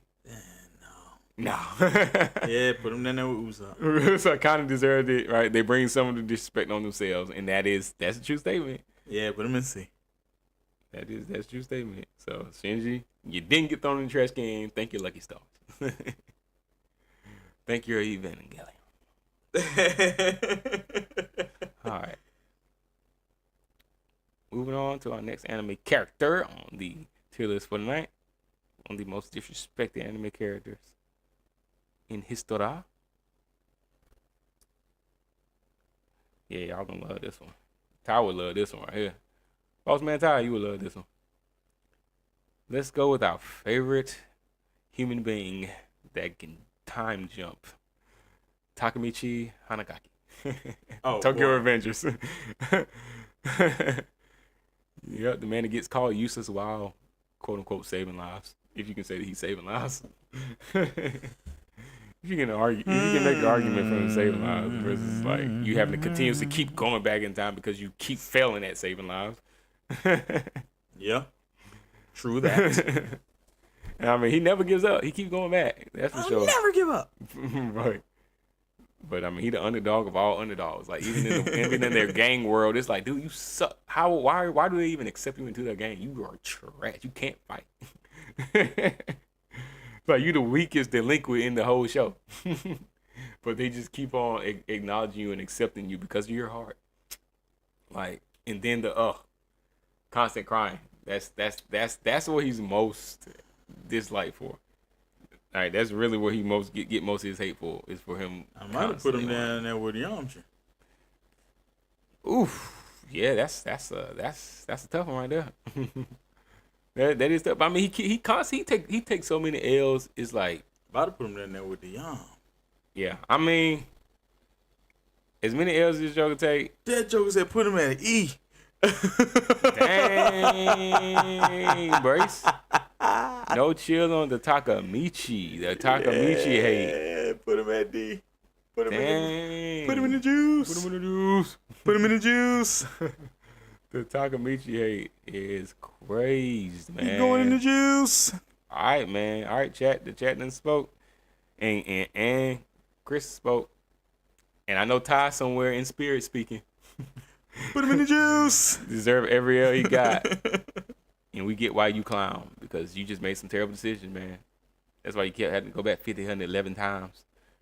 Just to fail again. Put him in the juice. Because you make bad decisions. So you deserve every L that you got, man. That's where you at. Trash bag booty juice.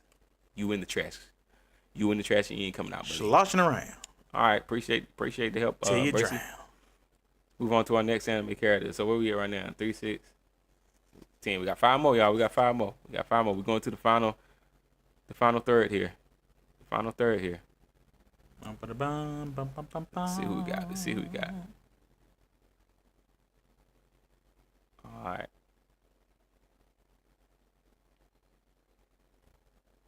All right, let's go. Now, since we're talking about hated characters, let's go ahead and get my most hated character out of the way here. We already know who it is. Minoru Mineta. Don't even want to say this child's name, My Hero Academia. Ha! He's literally the punchline of UA. the comedy relief scapegoat, if you can call it comedy. If you can call being a perverted, useless hero, quote unquote hero. If you can call that actually being comedy relief or scapegoat. But he's somebody that I would always, just because he is who he is, always put him in the trash. He just always goes in the trash, in my opinion. So there is really no, man. Put my boy at S, man. Are you asleep at the mic? Did you not hear that I said Minoru Mineta from My Hero Academia?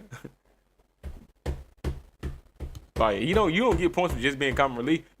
People still do not like you. No, it's warranted why he's hated.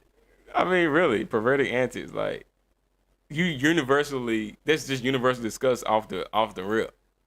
Like, universally discussed off the rip. And his perverted antics, like, they go far and above. Yeah, it's Momonosuke and Brooke. Yeah. And Sanji combined. Yeah, it's like he just constantly is like, Sanji's dream is to get a freaking devil fruit that can make him invincible.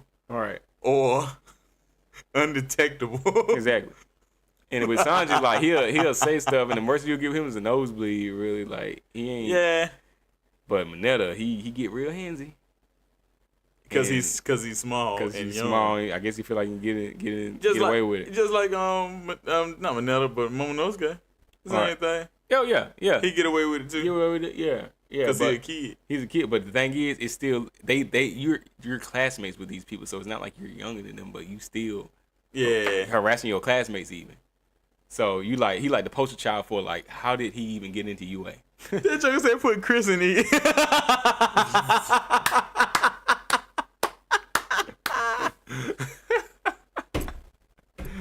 Oh man. No, but that'll get D, man. He can put it D. Trash. Well, I ain't saying that joke need to be in no S for real. Nah, he never gets any serious moments really. So it's like, yo, your hate is deserved. Like, all the L's you take it's just deserved, man. It's deserved. If you spend half as much time training and focusing on being a hero as you did looking up female skirts, oh shoot, you'll be popping off. Right. Yeah. You'd at least be like, I don't even know who to compare him to in the show, because he still wouldn't be as good as anybody else on in UA. You would be your true self, Mineta, if you just spend as much time working out. And, he already his true self. What you mean? Nah, he would be his true self. That mug got a demon. He is who he is. He got a demon in him. He need an exorcism. Look at that smile. Creepy as all get out. Oh snap, yo. That boy creepy. All right, let's move on to our next. That's crazy. That crazy dog. All right, let's move on to our next one, y'all. All right, going to another one of the big threes versus. And we talked about this a little bit at the beginning of the show, but let's give it up for our boy, Buggy the Clown, the Mean King turned Emperor. Okay, maybe too much One Piece. he ain't like that. He really ain't like that, but he is a Mean King. He deserve all the hate he get. Dang. Boogie deserve all the hate he get because he always doing something. He is pretty much always like. He always doing something. He's literally always into something, and always trying to scheme or plot or like, and get over on somebody. Like, yeah, that is pretty much Boogie in a nutshell. He Usopp with a devil fruit.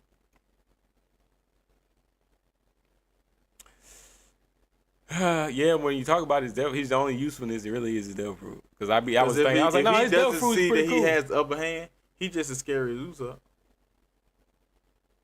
Just as scary as Usopp. That's hard to even. Yeah, I mean, if he didn't have his devil fruit, probably so. Yeah, I could see like him being.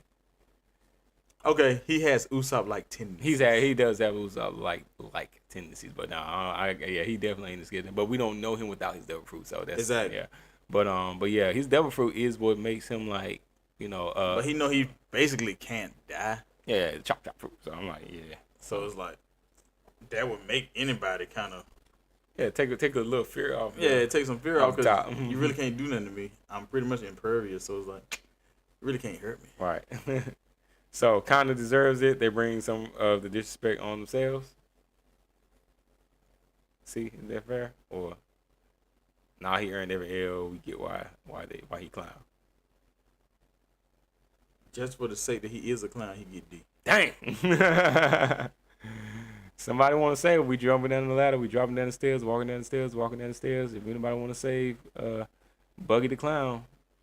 You can't have a tear about getting clown and then have a clown and he don't end up in D. I'm just saying. Yeah, he deserved everyone he deserved it because he always doing something. Right. Every L he take, he does. Yeah. I can't even be mad at that one. He's earned it. Yeah, he down there with Manila. All right, let's look at. I don't see any redeeming qualities for Buggy. Nah, it's he always scheming. Yeah, it's like there's no like integrity, there's no loyalty, there's nothing really that Buggy brings to the table that's like, yo, that's the type of man I want to be when I grow up. All right, venture to the world of something that we got coming out soon, season 3 for JJK. Choso? Yep, got a slept on character arc. Yeah, but loyalty of the fans kind of slipped. Say what? Said bloody Choso? Bloody Choso. Blood manipulator. Yeah. That Choso. That Choso. Let him stay in S. He deserved better. He really did. I'm not mad at that. Yeah, he deserved better. Like anybody else agree or disagree? Cause he's not a bad. I don't hate Choso. Like Choso. Oh no, his blood manipulation art is actually dope. Like I love seeing him actually fight. But he straight up killed Itadori. Yeah, but some people like the whole arc with talking with his brothers and stuff. That arc like people kind of glossed over it. I even glossed over myself. So, but I think there's more to it, like to the story, like behind with his brothers and stuff and all that.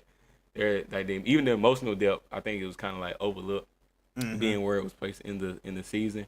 But I mean, he became Yuji's ally in the end. So I think a lot of people did like that.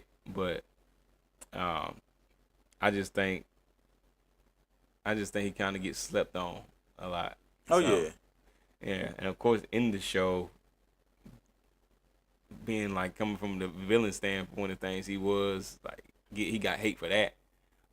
He gets hate for that obviously in the show, but as far as fans and stuff are concerned, and anime fans and stuff are concerned, he's just kind of like an overlooked character. And then his screen time is like mid. It's not like he on the screen a lot, and you get completely overshadowed by like Gojo and you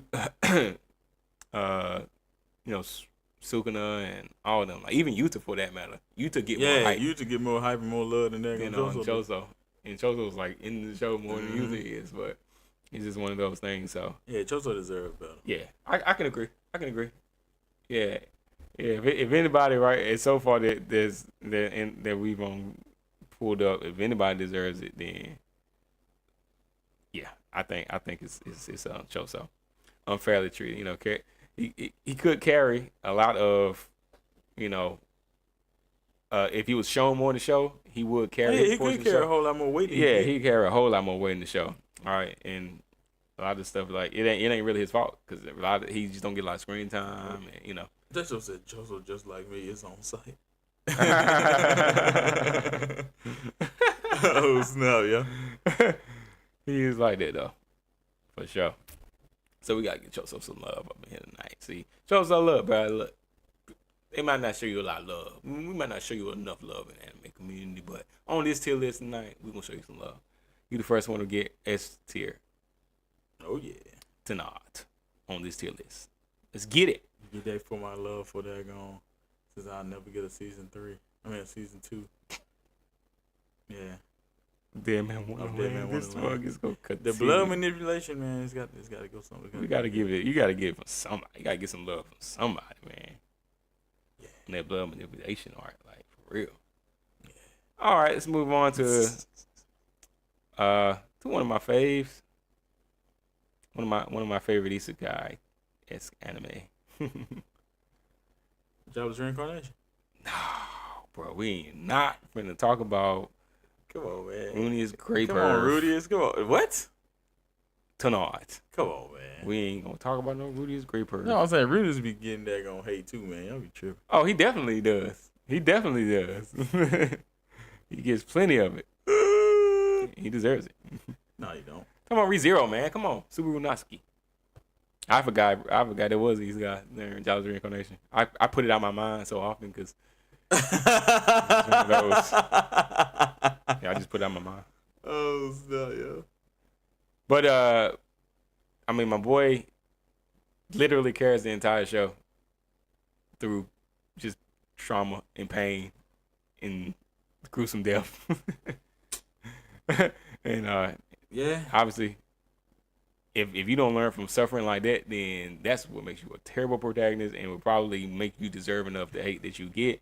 But there was just being a regular human and coming in. It was he does have a lot of cringe moments. Well, in the beginning, I would say it was a lot of cringe worthy moments that he had in the beginning of the series. So that's where he get a lot of the hates. A lot of those memeable moments come from like the beginning of the series. But it's kind of like Sakura. Like he grew. He grows. He's grown out of that. All right. So. Yeah.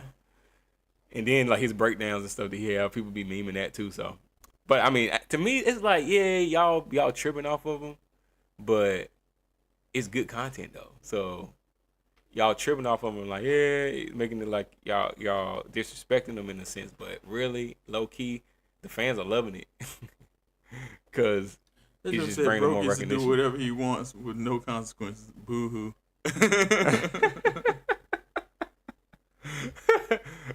No consequences. Return by death, man. It's an ability. I take it. I just die and come back. I die and come back. And fix, rewrite the wrong or whatever, I mean, so I get it. And like, that's another reason people hate me. But and when you got the ability like that, it takes people a long time to earn your respect. It takes people a long time to earn your respect. Like as far as fans and stuff concerned. Because of course in the show people don't know unless it's the person that he told, but he can't really tell nobody. But anyway, so yeah, it's just one of those things. But that in the show, it's not a lot of hate. It's more so the fans, anime fans that get annoying after a lot of hate. But like you said, you get to do whatever you want to do, and then you just come in. I'll just try again. It's not really whatever he wants to do. Well, technically, I guess you can do whatever you want to do, but you just got to die after when you come back. There is a mission. It's not like he's just like, it ain't like it's just a free for all in the show. The show has a plot. The show has like a trajectory and where it's going. You know, with Amelia and trying to get it back on the throne and all this stuff. So it's there is a plot to the show. It's not like it's just like an open world game or something like that you're playing and you're just doing anything and everything every episode. So, but deserve hate is like I said, a lot of the hate is kind of just like kind of what Brace just pointed out. He can pretty much do whatever and come back. So there's no real stakes, to be made. But the thing is, at a certain point, once he did something, if he's gone too far, it's locked in. So it's still high stakes in a sense. You just gotta die real soon. You gotta be strategic on when you die.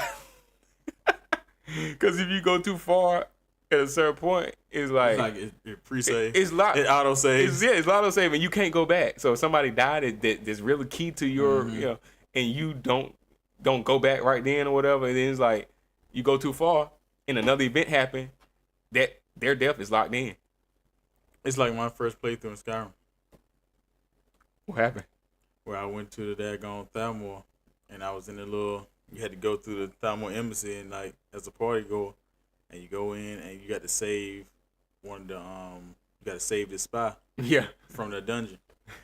So I go down, I do the whole scene, I do the whole thing. I mean, I go down, sneak down in the dungeon to go save the guy. You got to fight the guards. I fight the guards, and then I try to get out of the place, and I can't leave. I'm like, what the freak? Why can't I leave?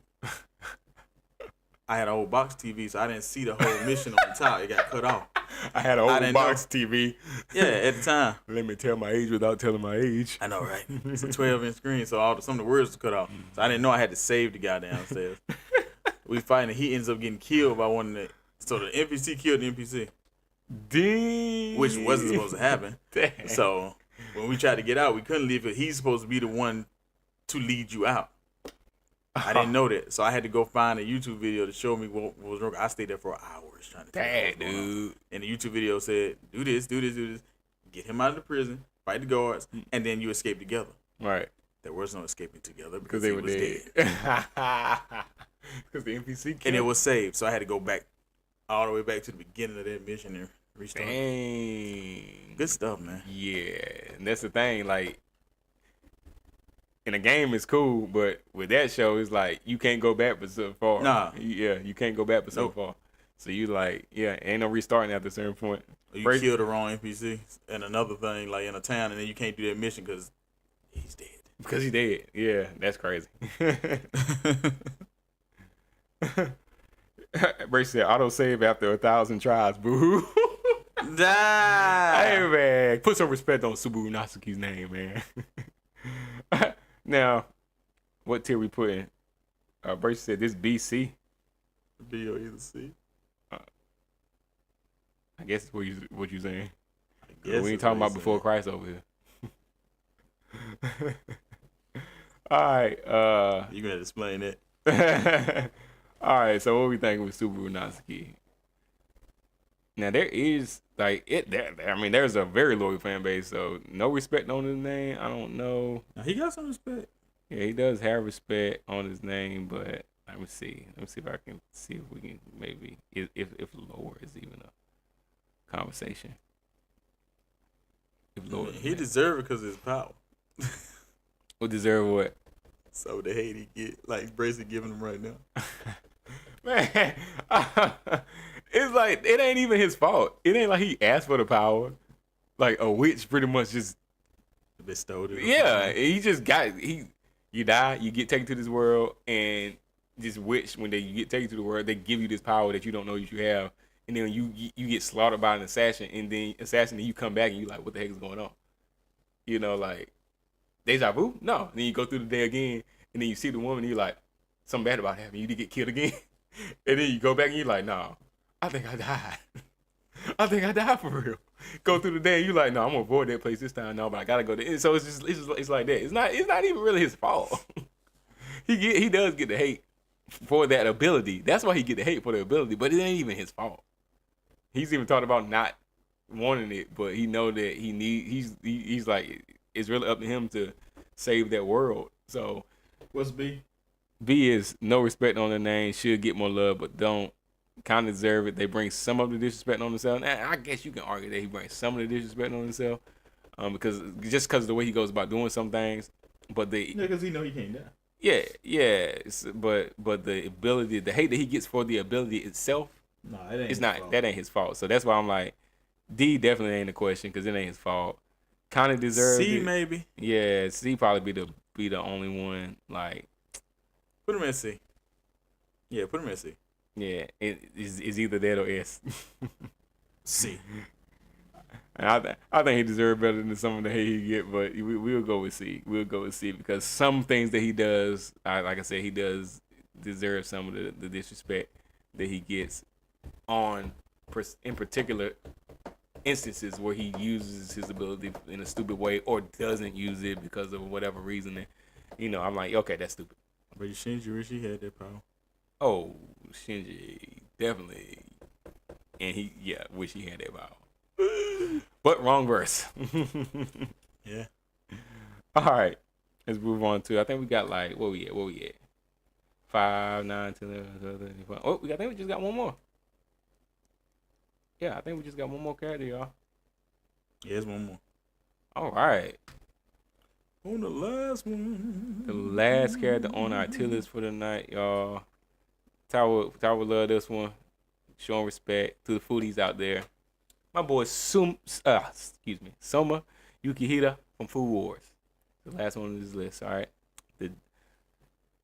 All right, this is our boy Soma. What y'all thinking as far as putting him on this tier list? The disrespect that he get, does he deserve it or not? Where we at? All right. This literally cooked half the cast and still is underrated. You said B? B. Okay. Put some respect on that name. Don't get no respect. Really deserve it. Don't really get no respect. And that's I think that's a fair assessment. But the show itself, it does get overshadowed by the fan service. In my opinion. Oh yeah. It's just one of those things. Like you cook and you completely demolishing your opponent, but we can't focus on you how bad. Because everybody close flying off. Because everybody close flying off after they eat the food. I'm like, why do we have to? Why? Is that? I understand y'all trying to have a unique expression as to how good the food is, but let the eyes light up and stars and sparkles and stuff come on the screen. Like that's good enough. Why are these people Sailor Mooning out their clothes?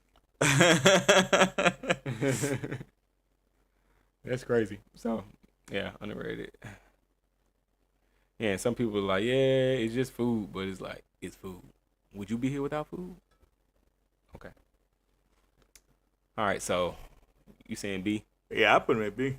All right, anybody got anywhere else they want to put him before we finish ranking our last character? Speak now, forever hold your peace. Because right now we about to put him into no respect on their name. Should get more love, but don't got a tier. Going down the ladder. No one else has anything. We're gonna rank them right here in B. B it is. B it is. Lock them in. All right. So it's like a ladder. We got a step, like a stairway. That's the real reason why I put him at B. Oh my god. I had to do it. I had to get the stair step. I wanted it real bad.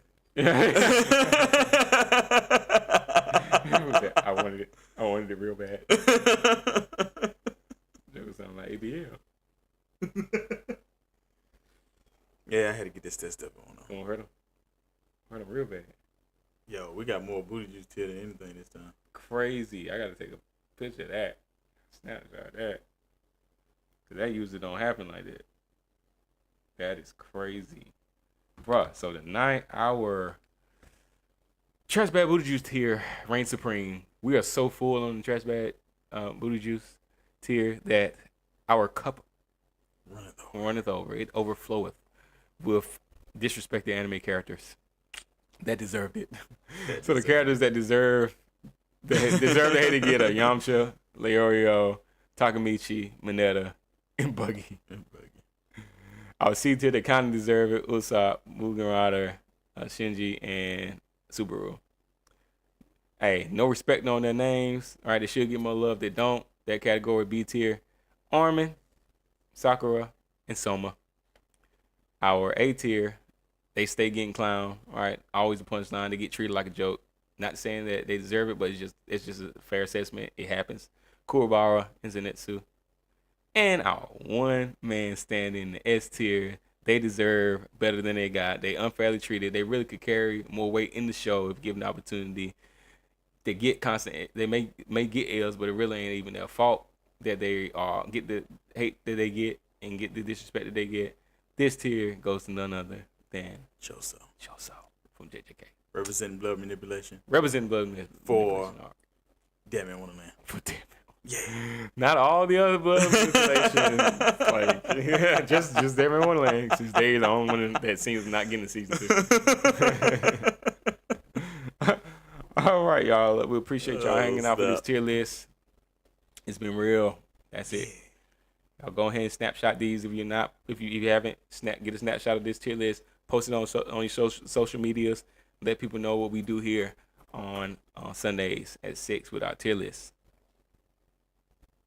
All right, let's get out of here and go. That was pretty good. I don't think we did good for two guys. You basically played our third man tonight, man. We pretty much played our third chair. Yep, pretty much. We appreciate your input. Everybody's giving input. We appreciate it. Yeah, so I guess now we can pretty much move on to our hot takes if y'all ready. But before we do that, I wanna do one more poll. Put one more poll up, y'all. One more poll. Put one more poll up. Cypher. What'd you just say?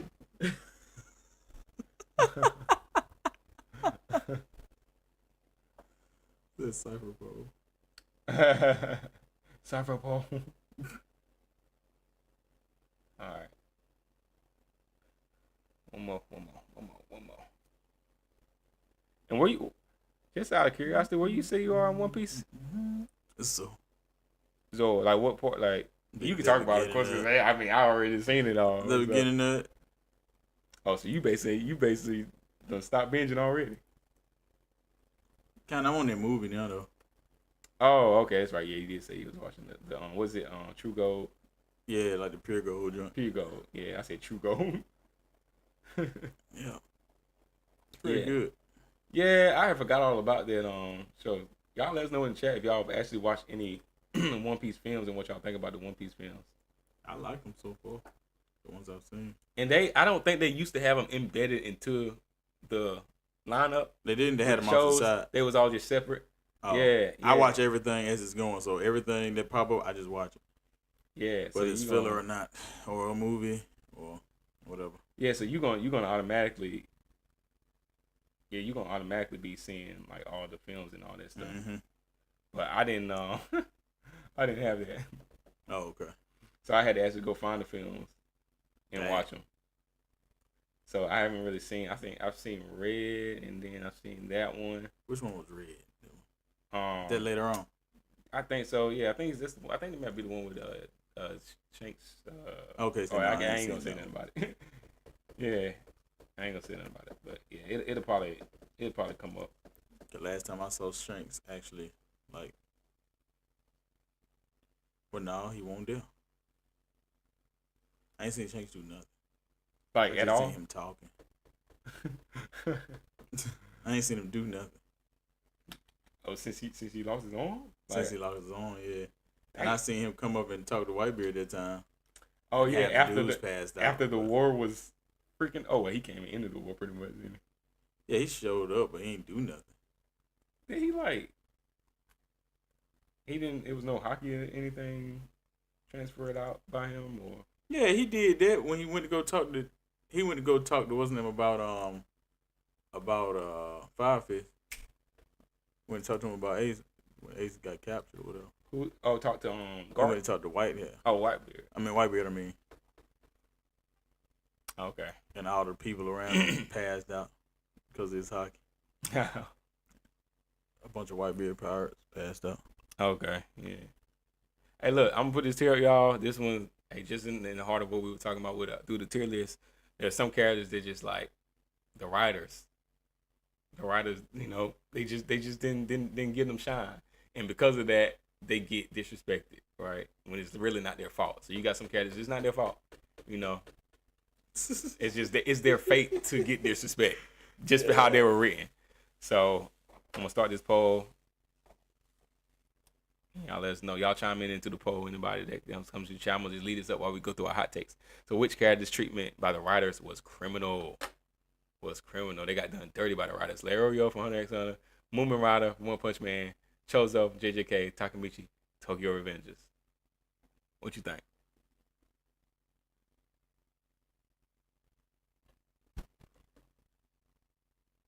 Chozo, that's the only one I like.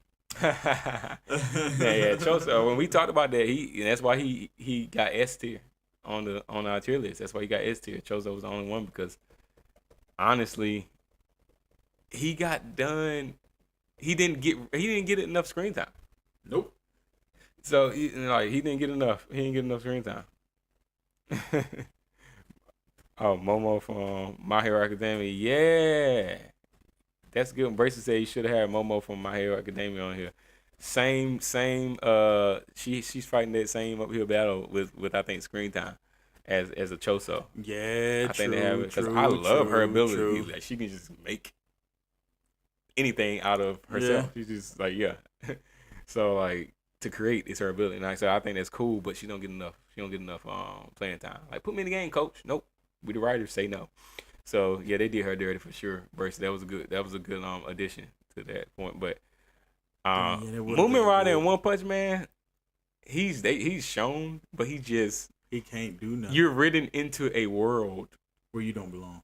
Of soups, basically. And you're trying to be a hero in this world when really you're not Batman. Yeah, you're not Batman.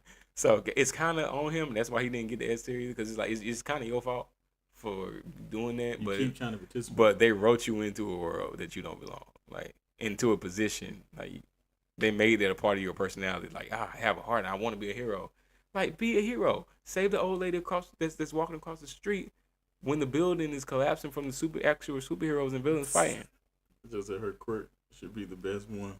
How do you display her as a bomb? I don't get it.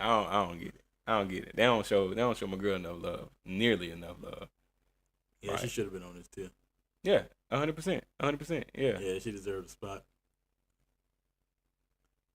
Yeah, she would have got S, I think. Yeah, I could have. But yeah, it's just one of those overlooking things. She probably got S too, because it's another one of those overlooked. They overlook. Yep. It's not so much that people are like, man, I hate this person so much, but people will say that.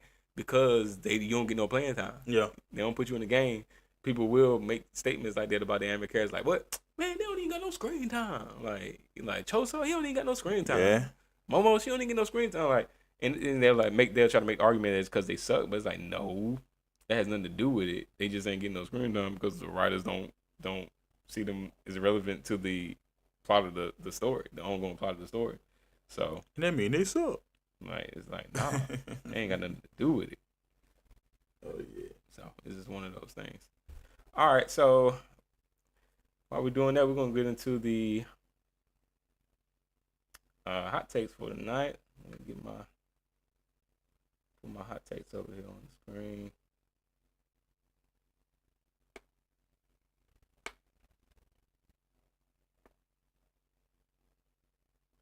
Hot takes list over here on the screen.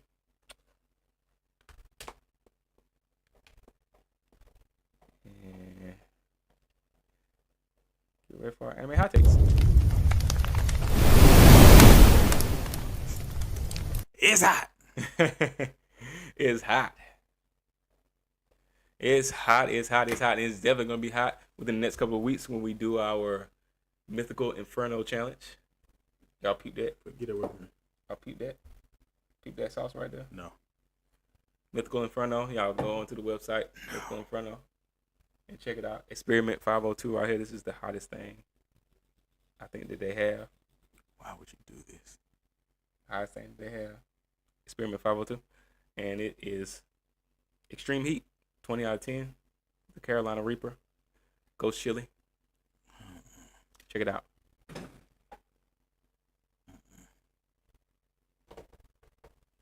Not at all. I really don't want no. It's so hot they couldn't even put no more plastic around the bottle because it was gonna burn off. That's ridiculous. That's crazy. Ain't no way. They didn't even put anything. They didn't even put no, like, we don't even know what's going. They put labeling and everything on here. Got all the ingredients. Got everything on here. This one they just like, no, we're gonna have to put it on a little tag and put a little rubber band on the outside. Mm-hmm. All right, so that's it.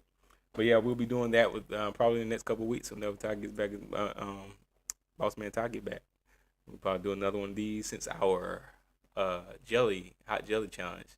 It just became a jelly eating affair. I mean, it was kind of hot. It was kind of hot. It was spicy. It was kind of hot, but I was okay. You were able to do it. It's crazy. And I was okay with it. I don't want no more. I was okay with that. I don't want no more. Stop trying to kill me. Stop trying to kill me. Hey man, it's all love. No, it's not. When you try to kill one another, that shows that you love one another. That's the saying way.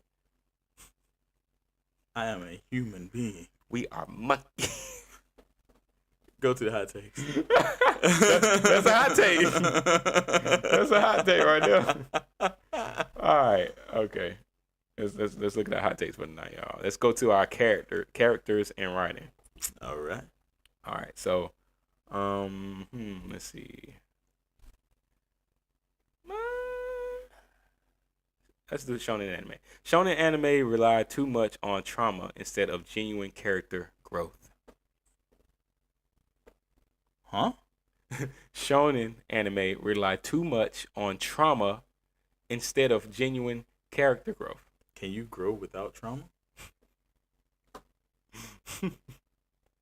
And then too, it's like, what trauma are you referring to for real? Like, you gotta explain. Is there a story without trauma? Yeah, with a hot take like that, you gotta explain because it's like you can something that you would associate as being a trauma. I just say, hey, that's just a part of life. That's just a hurdle for them to jump over.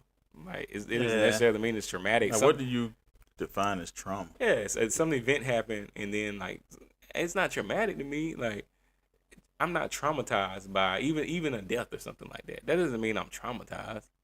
Like if somebody dies naturally, and I'm not gonna like it, but that doesn't mean I'm gonna be traumatized by it. You know, especially like I can talk. I got family and stuff I can still talk to. If it's an anime character like that, cool. But and I understand a lot of times in anime there is a tragic situation, and we can probably all agree that some of them we would agree to that we could define it as being trauma. Because it'll happen. They don't talk about it. They just deal with it how they know how to. I mean, even in that Gabby Cat movie, it was trauma. Oh my God, this mother's talking about Gabby Cat. It was trauma though. That's when you know we got kids.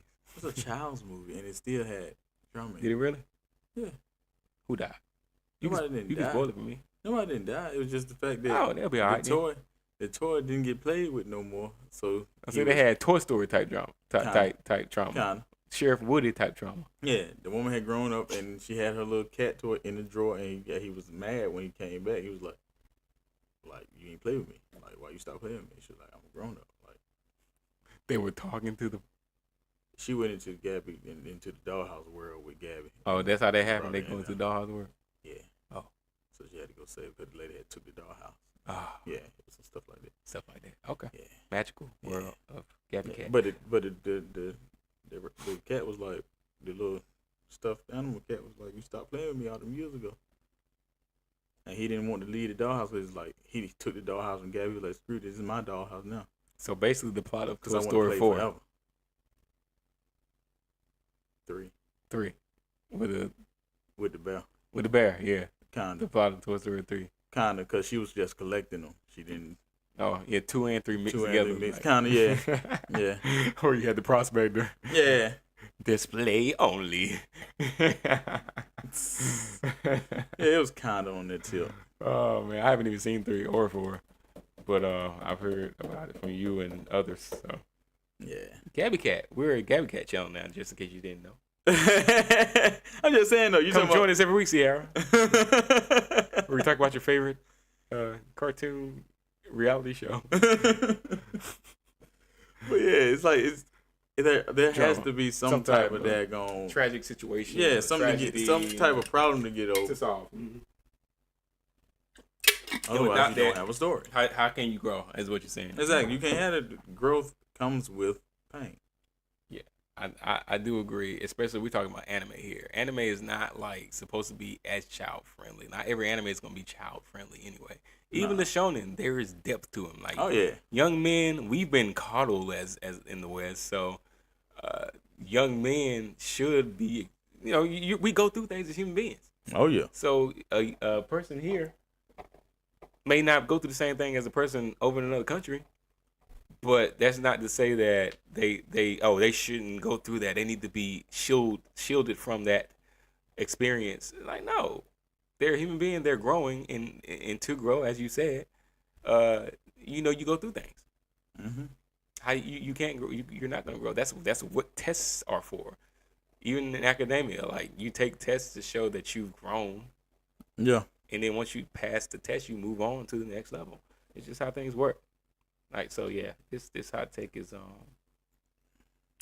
to try to make it seem as though like shonen anime rely too much on trauma instead of genuine character growth, to separate the two as if they don't exist in the same realm, as if one isn't a prerequisite for the other. I think is it's not the best way to look at things. Nope. So that's it.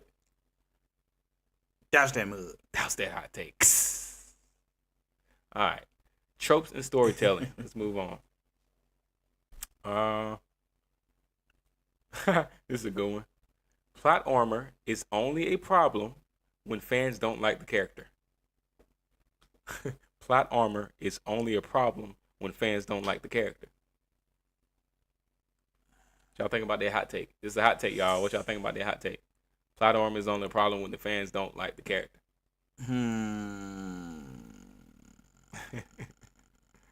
And me personally, like, we know Luffy got more plot armor than that rubber ducky got more plot armor than freaking all the knights of the round table combined. What MC doesn't have a plot armor unless it's like a historical thing.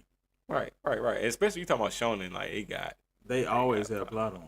Like, even outside of shonen, like, people just got plot armor. I don't complain about plot armor. I just watched Monster, and like Tenma, that man got some plot armor on him, and that show is just it's reality based, kind of like, Yeah, but just a psychological drama. The story is not going to. It's not going. Yeah, I mean, it can, like, if the main character dies, you can still have a story, but you just gonna have to have. It's not going to be that story. It ain't gonna be that story no more. Like, so yeah, plot armor exists. Like, it happens, and really, yeah, you got coincidental things that happen in life, and you can say that's your plot armor. Like, that wouldn't happen. Yeah, blah blah blah blah. Yeah, it happens. Yeah, I don't think it has anything with not liking the main character, as far as the take is concerned. But I get the take though, because they're saying, like, if you don't like the main character, you'll be like plot armor. Man, they just did because the plot armor is this, plot armor is that. Right. But if you like the main character, you'll say you won't say nothing. Yeah. Or you'll just be like, well, the story got to go on. Make the point we're making now. Yeah. So it's like it's biased pretty much. Mm-hmm. Yeah. All right. To if you like the character or not. Yeah, that makes sense. But the only thing I would say is, like, even like, I like Luffy, but I'll still make the point sometimes. Oh, I love Luffy, but I make the point that the plot armor is like, I won't say it's a problem though. Like, nah. Even if, and again, I guess we're pretty much the same on that. Because even if I don't like the character, I won't even use the plot armor argument. Plot armor argument. No, yeah. I don't use plot armor argument. It's like, no, I don't like you because you just suck as a character, or I just don't like your personality, or you're just too loud for me, Asta. Yeah. Now I say plot armor sometimes just they're gonna get on other folks, but yeah. Plot armor don't bother me. Yeah, it really doesn't. It doesn't bother me because it's necessary at times because the story has to progress. Yeah. But you need a problem, and the problem being solved is plot armor. Right. Every time it can be classified as plot armor. Yeah. If they solve the problem, whether it's like a mental thing, a physical thing, like it's still you can argue that it's plot armor, and then all that is saying is the writers didn't want you to fail at this moment. Exactly. So you are protected from failure at this moment in time, given the writer's influence, and it's like, Okay, plot armor. All right, it's a term. It just said plot armor Titan.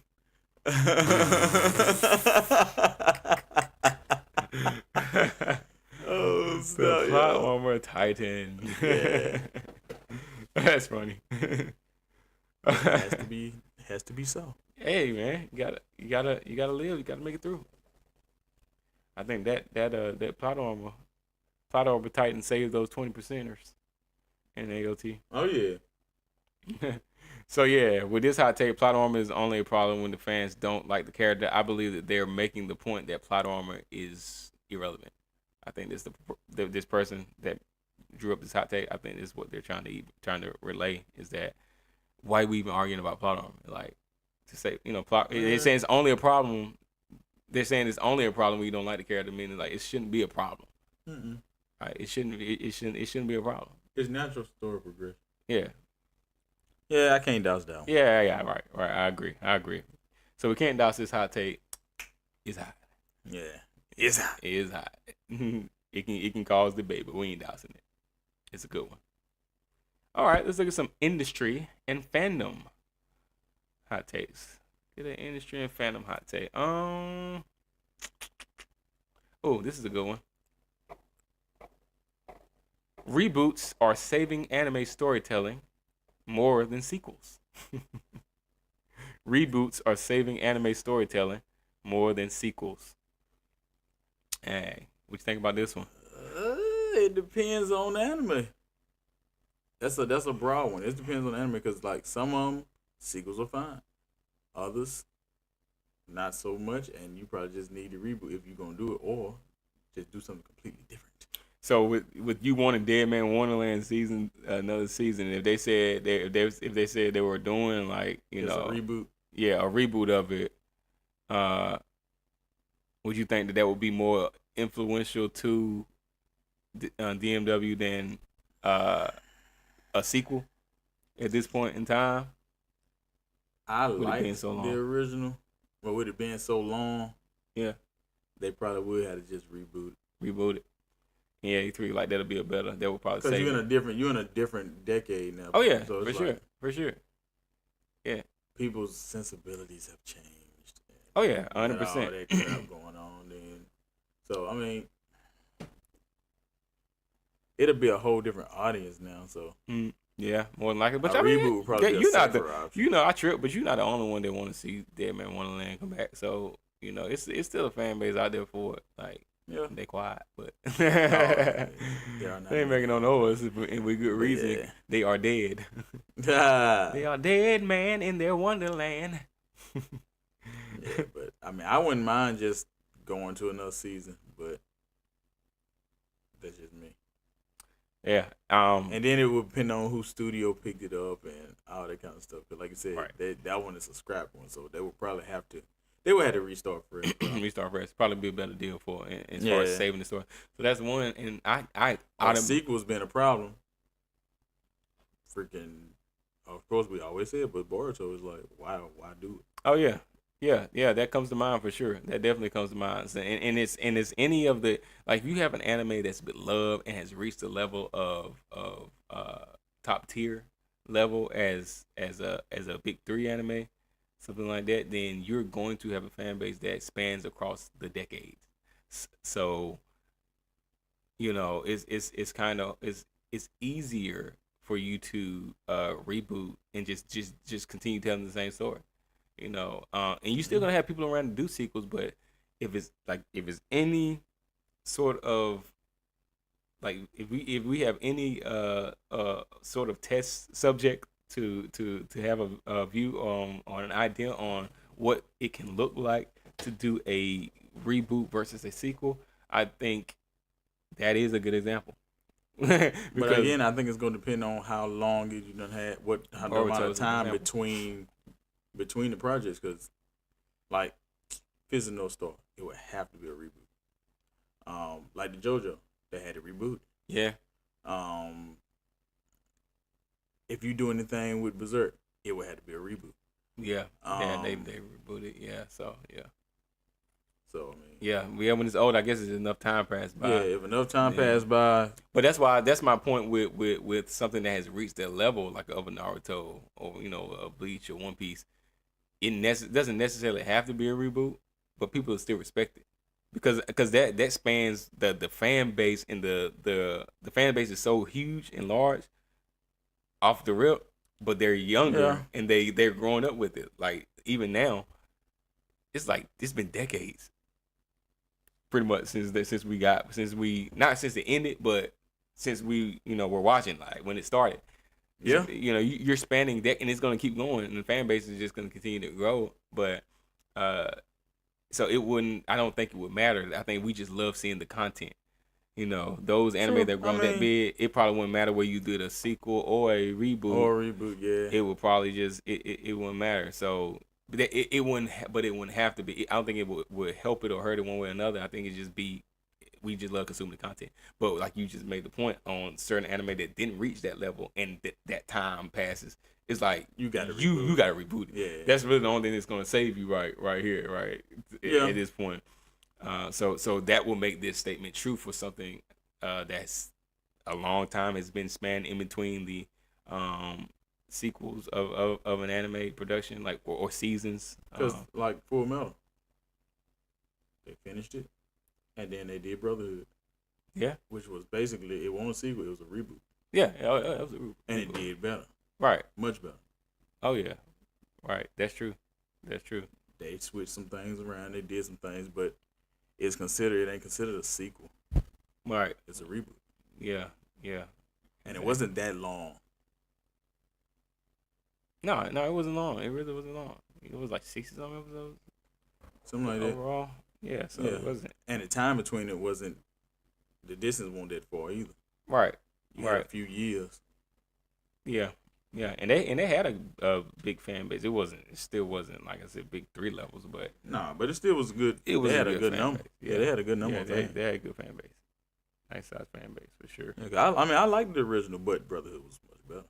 Yeah. Definitely. Yeah, Brotherhood was much better. I don't even know how you can argue that it wasn't. But people will do it, so.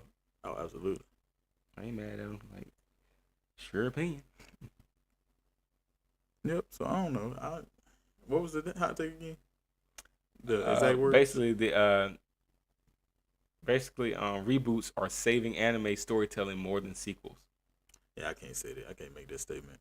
I'm dousing that one.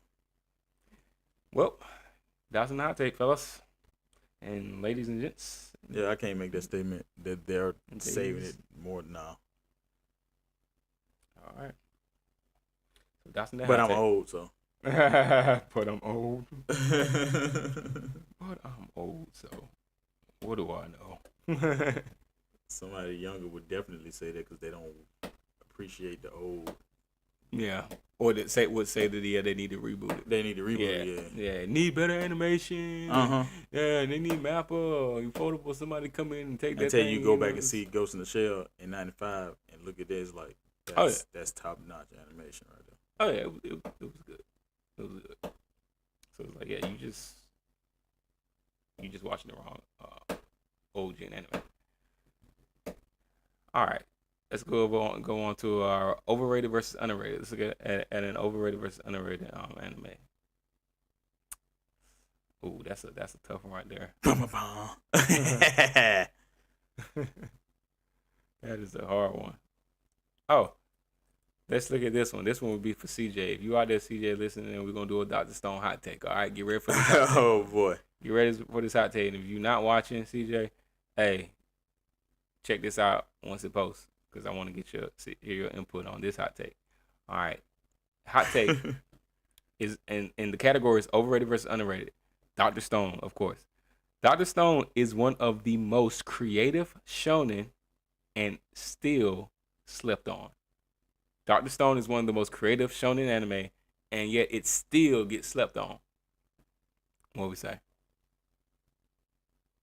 I'm going to have to say that one hot because, yeah, I ain't doubting that one.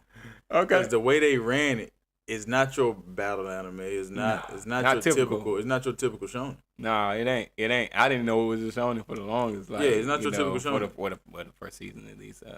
Most of the first season, I didn't know it was a shonen. Like, there's no big tournament or nothing. There's no battle. Even in the battle, no one died. No one really got hurt. Like, they do some battle scenes. Oh, they do battle. They do. They battle. Especially in that season 4. Yeah, CJ, you already know what it is. Now, like I said, they battle, but it ain't like, it's not like on the scale like a typical. Not typical. What you think shonen. of as a battle anime. You right. No, it is not. It is not. Like, it's real. It's thought provoking, and oh yeah, it's the angle that they came from is crazy. It is very and unique. I'm like, okay, it is one of the most unique, creative, it's very creative, and it's still slept on. And they still slept on. They still slept on. I'm like, how are y'all not getting? But it's because it's not a battle anime. That's probably exactly why. Yeah, it's not a battle anime. We're steeped in battle anime. And that's what we look for. When we hear shonen, we want to see fights. Yeah, that's probably a true statement. See, shonen means fighting. And power blast and key energy and chakras. I want to see. You don't get power levels in Dr. Stone. Nah, you don't. Yeah, I can't even make it. There's no real power scaling in Dr. Stone. There really is. There is other than there's no real power scale. And ever since Dragon Ball Z, that's what we've been looking for. All right, Dragon Ball Z fans, know. I'm not saying Dragon Ball Z did nothing bad. Dragon Ball Z. They just put out expectations for fights in anime over here. Yeah. So that's what we look for when we hear shonen. We won't fight. Right. That's true. And when you don't get a battle anime, how a lot of people typically look at it as being boring. That is a take, that is a hot take that many people would probably, even if they don't admit it or not, that's kind of what it comes down to. It's like, they ain't even got a lot going on. Like, they have plenty. Dr. Stone has a lot going on. Yeah. They have a lot of plots, a lot of story, a lot of depth to the characters, a lot of character development. Yeah. Like, my goodness. And I get the one that takes like, I don't want to watch a show to learn. And I'm like, you going to learn when you watch that song. Like, it just is what it is. Even if it ain't all true. Even if it ain't all true, you're going to learn something. You're going to learn some things. It's interesting. Even the names of different elements and different things that, you're going to learn something. All right? Like, I just when I went over there the other day about the little riddle. They even have some riddles and stuff in there like that, Mm-hmm. that are kind of cool. All right, I was like, yo, that's actually yeah, I remember, and I binged the first 3 seasons of Dr. Stone, but the first 2 because I'm still in season 3. Still in season 3, yeah. I had got caught up, and then once it ramped back up, I never came back to it. So I got to get back into it. Right. Yeah, I'm on season 4. Episode 24 just released like the other day, so I just gotta watch it. I got like 40 episodes then. Oh yeah, because you gotta watch all season. Beginning of season 3, like episode 3 of season 3, I think. Yeah. I got to, and that was all it was. That was when the ship, like the shipwright dude, whatever. They met him. Yeah, I remember the pirate cat. They said the pirate cat. When they had the pig finding the truffles and stuff. Oh yeah. Yeah, I know. Yeah, it was at the beginning of season 3. Yeah, like episode 3, I think was the last episode I watched of season 3. Dang. Yeah, you. Oh yeah, you got a lot of work. I got like almost 40 episodes. How many episodes of season 3? Season 3 is probably like 20-ish. Yeah, so I got about 40 episodes almost. Yeah, for sure. 30-some. I got 30-some episodes. Catch up, because I think they doing one more part to season 4, and then that's gonna be it. So I think overall they might have like another 10 episodes. And then Dr. Stone will be done. Okay. If I'm not mistaken. So, yeah, I mean, CJ been trying to get me to watch, I'm like, I gotta catch him on all this other stuff, dude. Yeah, it's hard. I know it's hard. You just gotta dig down deep into the anime bag and pull out that binger that's in all of us. But you binging One Piece. So when you say One Piece, it's like, leave that man alone. And then I took a break from anime and I was watching that on Snowfall, and I binged Snowfall. That was the opportunity. I know.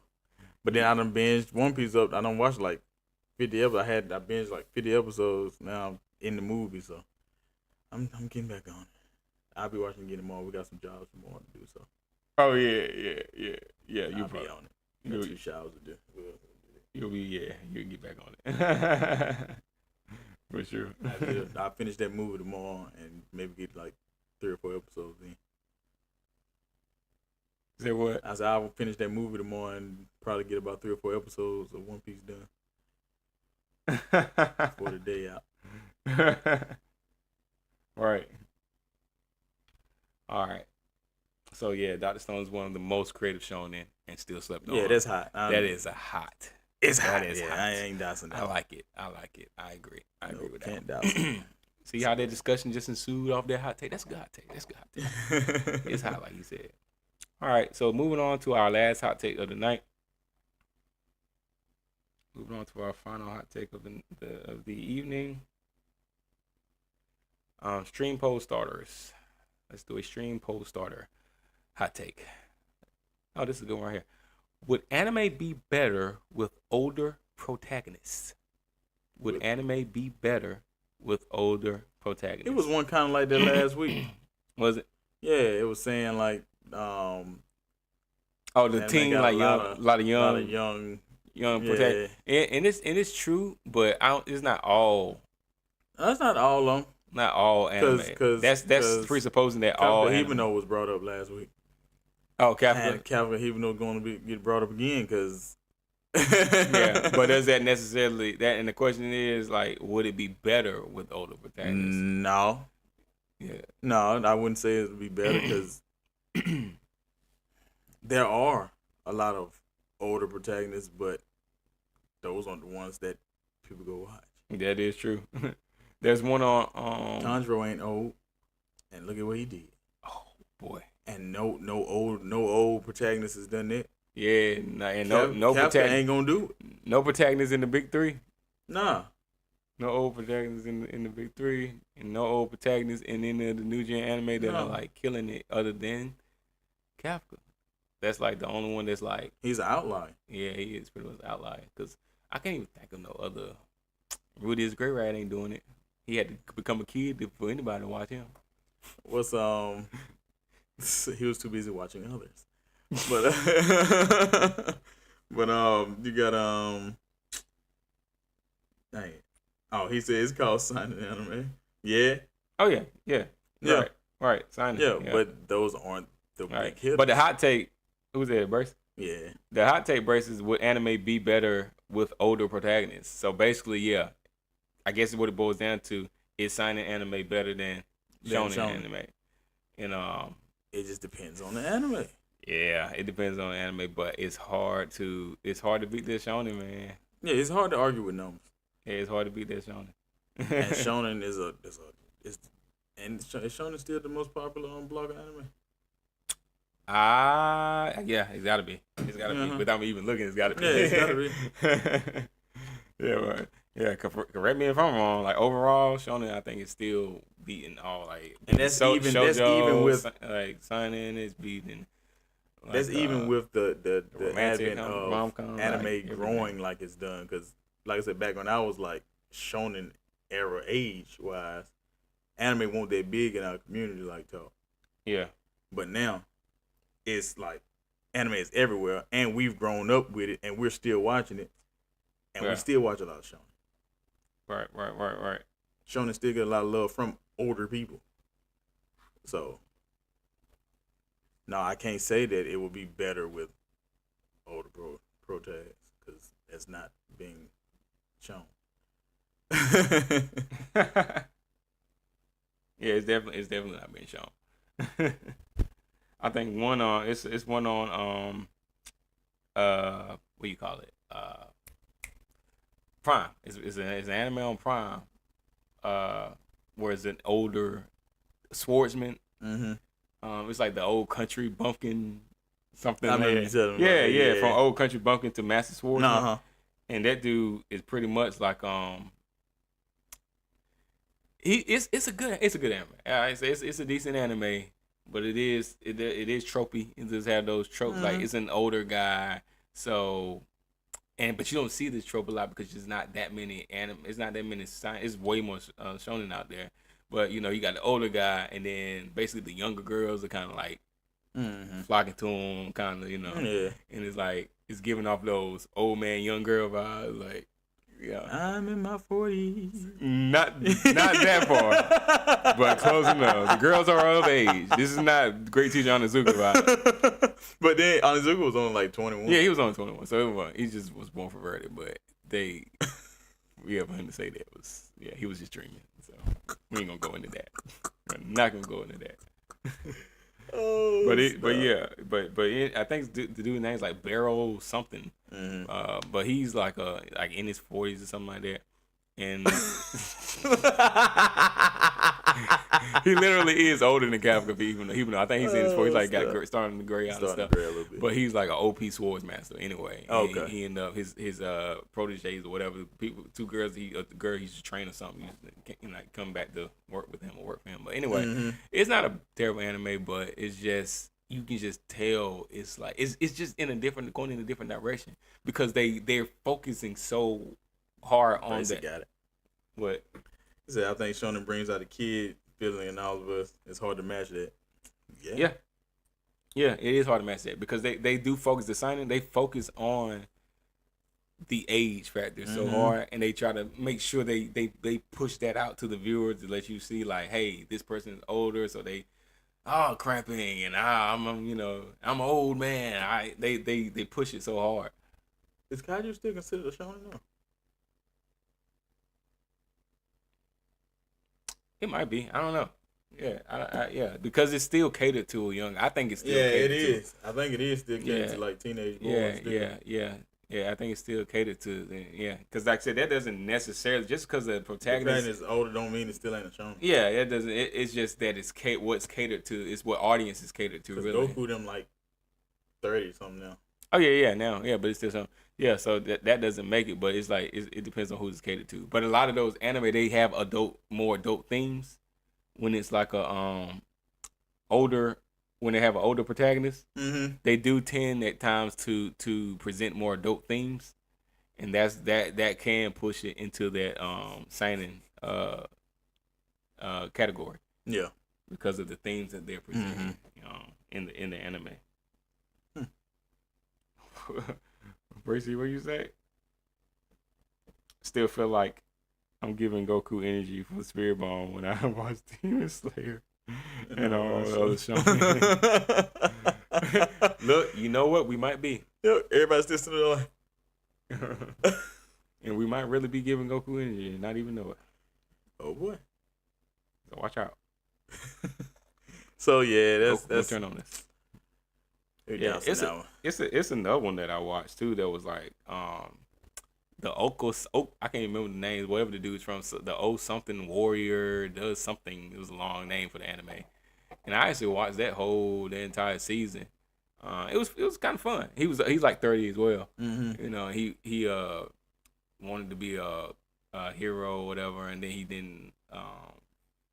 I think he was too weak or something at the time. He worked out and became stronger, and so he's just physically. So he's Saitama. In his world, he's basically like that OP character or whatever. Oh, master. As a 30, and he doesn't have like special abilities, or he's just real strong. Yeah, it's just physical. Yeah, master burn dead. So yeah, it's just like the character, but he's that older version of them, right? He's in his 30s, and Austin. Oh God. Yeah, just this strong guy, you know. Just that strong guy. So, but yeah, that was, I can't remember the name of that anime. Let me see if I can find it real quick. Because I would recommend it. Okay. But yeah, I'll probably let y'all know next week when I find it, and then I can recommend it to y'all. But it's one of those 12. It probably won't even get another season. I think Bracy just told you what it was. Oh, you did? Bracy, of course, Bracy, you got to be on it. Osan Newbie Adventure or something. Yeah! You know what I'm talking about. Bracy, you are an anime fanatic. Heck yeah. Yeah, the Osan Newbie adventurer trained to death by the most powerful party became invincible. Jesus Christ. That's why I couldn't remember the name. That's exactly what it is. That cat right there, you might have seen. Oh, yeah. Yeah, that come up on your Crunchyroll. Yeah, but yeah, it got 4.8 out of 5. Okay. You know, on Crunchyroll. So Yeah, the Osan newbie adventurer trained to death by the most powerful party became invincible. And that's literally what happened. The most powerful party trained this dude and made him like OP. So, and then he like, just completely demolishing everyone. But that was another one. He's an older, he became an adventurer later on. Instead of when he was 18, he became an adventurer like 30. He just started becoming an adventurer. He's OP now because he got trained by the most powerful party. But yeah, it's fun. It's fun anime. It's fun anime. So I would recommend that one. Nice. As just a quick watch. It's on like 12 episodes. So, but ultimately, as you stated, Chris, like the hot take itself. Yeah, I can't say that anime. Would anime be better with older protagonists? Nah, can't say that. Yeah, can't make that statement. Yeah, not necessarily. Even though, like I said, they do try to appeal when they do have older protagonists. So a lot of times that blends over into the signing category because they will introduce older like themes for an adult audience. Oh yeah. So they hoping that will connect with the adults in the room. But will the adults in the room please raise your hand? How many people are gonna just raise their hand? I'm a kid at heart. I don't want to be responsible. Who want to be responsible? Who are here raising their hand? Let somebody else raise their hand first. Exactly. Who want to pay bills? Who want to pay bills? Not me. So yeah, I think that hot take, like you said. Yeah, it just does it. Dousing that hot take. And with that being said, y'all, that is all she wrote. That is going to be all she wrote for this evening. So look, everybody that hung out with us tonight, we appreciate y'all for coming out on this Sunday evening. We really do appreciate it. We don't take it for granted because we know for a fact that you could be doing anything else today, especially the adults out there, the seinen watching anime out there. We know that y'all could be doing anything else out there, but you chose to pop in with us for a little while, chill, comment. Shout out to everybody who jumped in the chat and commented tonight. Shout out to Bracy Johnson. Much love. ADC, we saw him drop in earlier. Yeah. Right, so shout in to everybody who commented, everybody who liked the stream. If you haven't liked it already, like the live, share it if you can. Just show us some love. We running it up, trying to get to that 500. So then we can introduce some more things to you all, some more content. Not just content, we can just offer you some more things, products possibly coming in the future as well that we can offer you. Just different things we'll be able to offer you once we reach certain milestones. So just continue to support the channel. Got another reaction video coming. Appreciate the insight on the reactions. Bracy, I did one. It seems to be doing pretty well. They didn't get completely flat or anything like that. Not everywhere anyway. So I might continue to do that. Got a lot of feedback from that on some more OPs and stuff that we can do as well. So we'll be doing some more of those coming up soon. Obviously more live streams and more gonna be going to some conventions coming up, some anime conventions coming up. One we're looking at is AWA, Anime Week in Atlanta, in December. We're likely gonna be there, so if you're planning to go there, you'll probably see us there. So that's something we're gonna be talking about coming up soon as well. So also, not to forget the wonderful world of Get Bored. We're gonna have some more drops from the Get Bored world next week, whether that's a character profile or a bestiary drop. So stick around for that as well. So once again, we appreciate you all joining us. Much love to you all. Appreciate it. We'll be back here same time. Y'all will next week live 6:00 p.m. EST on the Debatable Anime podcast. Yeah. Much love to y'all. Peace. Your opinion, my opinion.